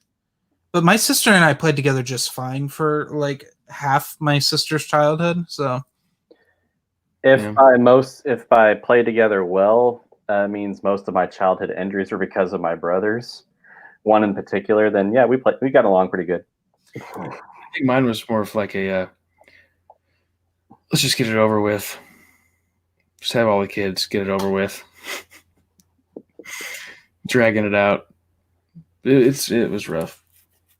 But now there's just one in diapers, so that's really good. Oh, so your youngest son is potty trained now? Yes. So just got a daughter. She's in the diapers, but it's 1:06 or 1:00 over there in New York, where Rob's at, and 6 a.m. over there for quality autism. Gotta love time zones. Yeah. So it's like quality autism is in the future. I was about to say, thanks for making us part of your like morning routine on Thursday. Yeah, Quality. Quality has 4 siblings. Oldest sister is 10 years older than him. Wow. Yeah. My phone will die before the stream ends. Sorry, Rob. I'm going to go ahead and wrap it up, though. Yeah. So thanks for sticking around, guys, after the film and hanging out. And we need to do more of these commentary tracks. I just went blue because I shut off Netflix. Yeah, I'm not going to put up a poll next time, but I would like to take a break from Star Wars conversation all the time, but sometimes it's fun. But yeah, the whole Indiana Jones series is on. Yeah, these are all on Netflix, and you got a bunch of other stuff. Like I think it would be fun to do that Dragonheart. Like I've only seen the one film a long time ago. Definitely need to rewatch it. Never seen any of them. I've seen Lionheart, the Jean-Claude Van Damme movie, but that's the same. But I'm all up for watching some like really crappy sequels. We could watch all the Tremor sequels. Exactly. Well, yeah, which is funny because I've seen those. I've watched all of those. They're bad, but they're it's like, oh, this is funny. This is fun to watch. Might do that sometime. We'll see. As long as we don't sit through all 13 witchcraft movies, I cannot do that to myself again. No, they become more like softcore porn after a while. So like, yeah, they were straight to VHS movies. Lame. But yeah, might have to do a double feature or something one night. Yeah, just back to back.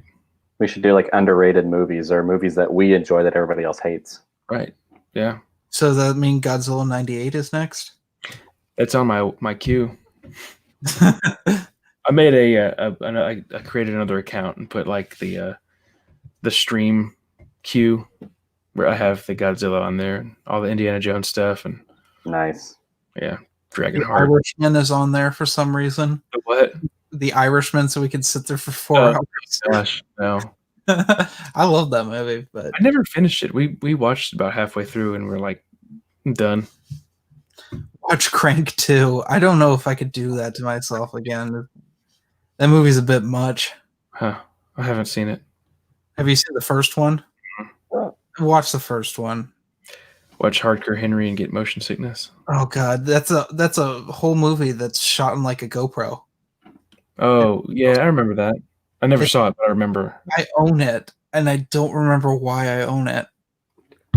Oh, it was in the Walmart bin for $5. That's why I own it, and I had a digital copy, so I still own it. Well, I better get off. I'm getting Ashley, wife's like, Do you mind if I promote something real quick, Matthew? Well, I don't know if you've already mentioned it, but next week we're planning on my channel to do a trivia night with a bunch of nerdy pop culture type stuff. So if you guys would like to come by and watch it, it'll be like next Thursday, and then me and Jeremy have a podcast coming up this weekend. So yes, we do. heck yeah, definitely check that out. I will. Maybe I'll be sober. Please be sober.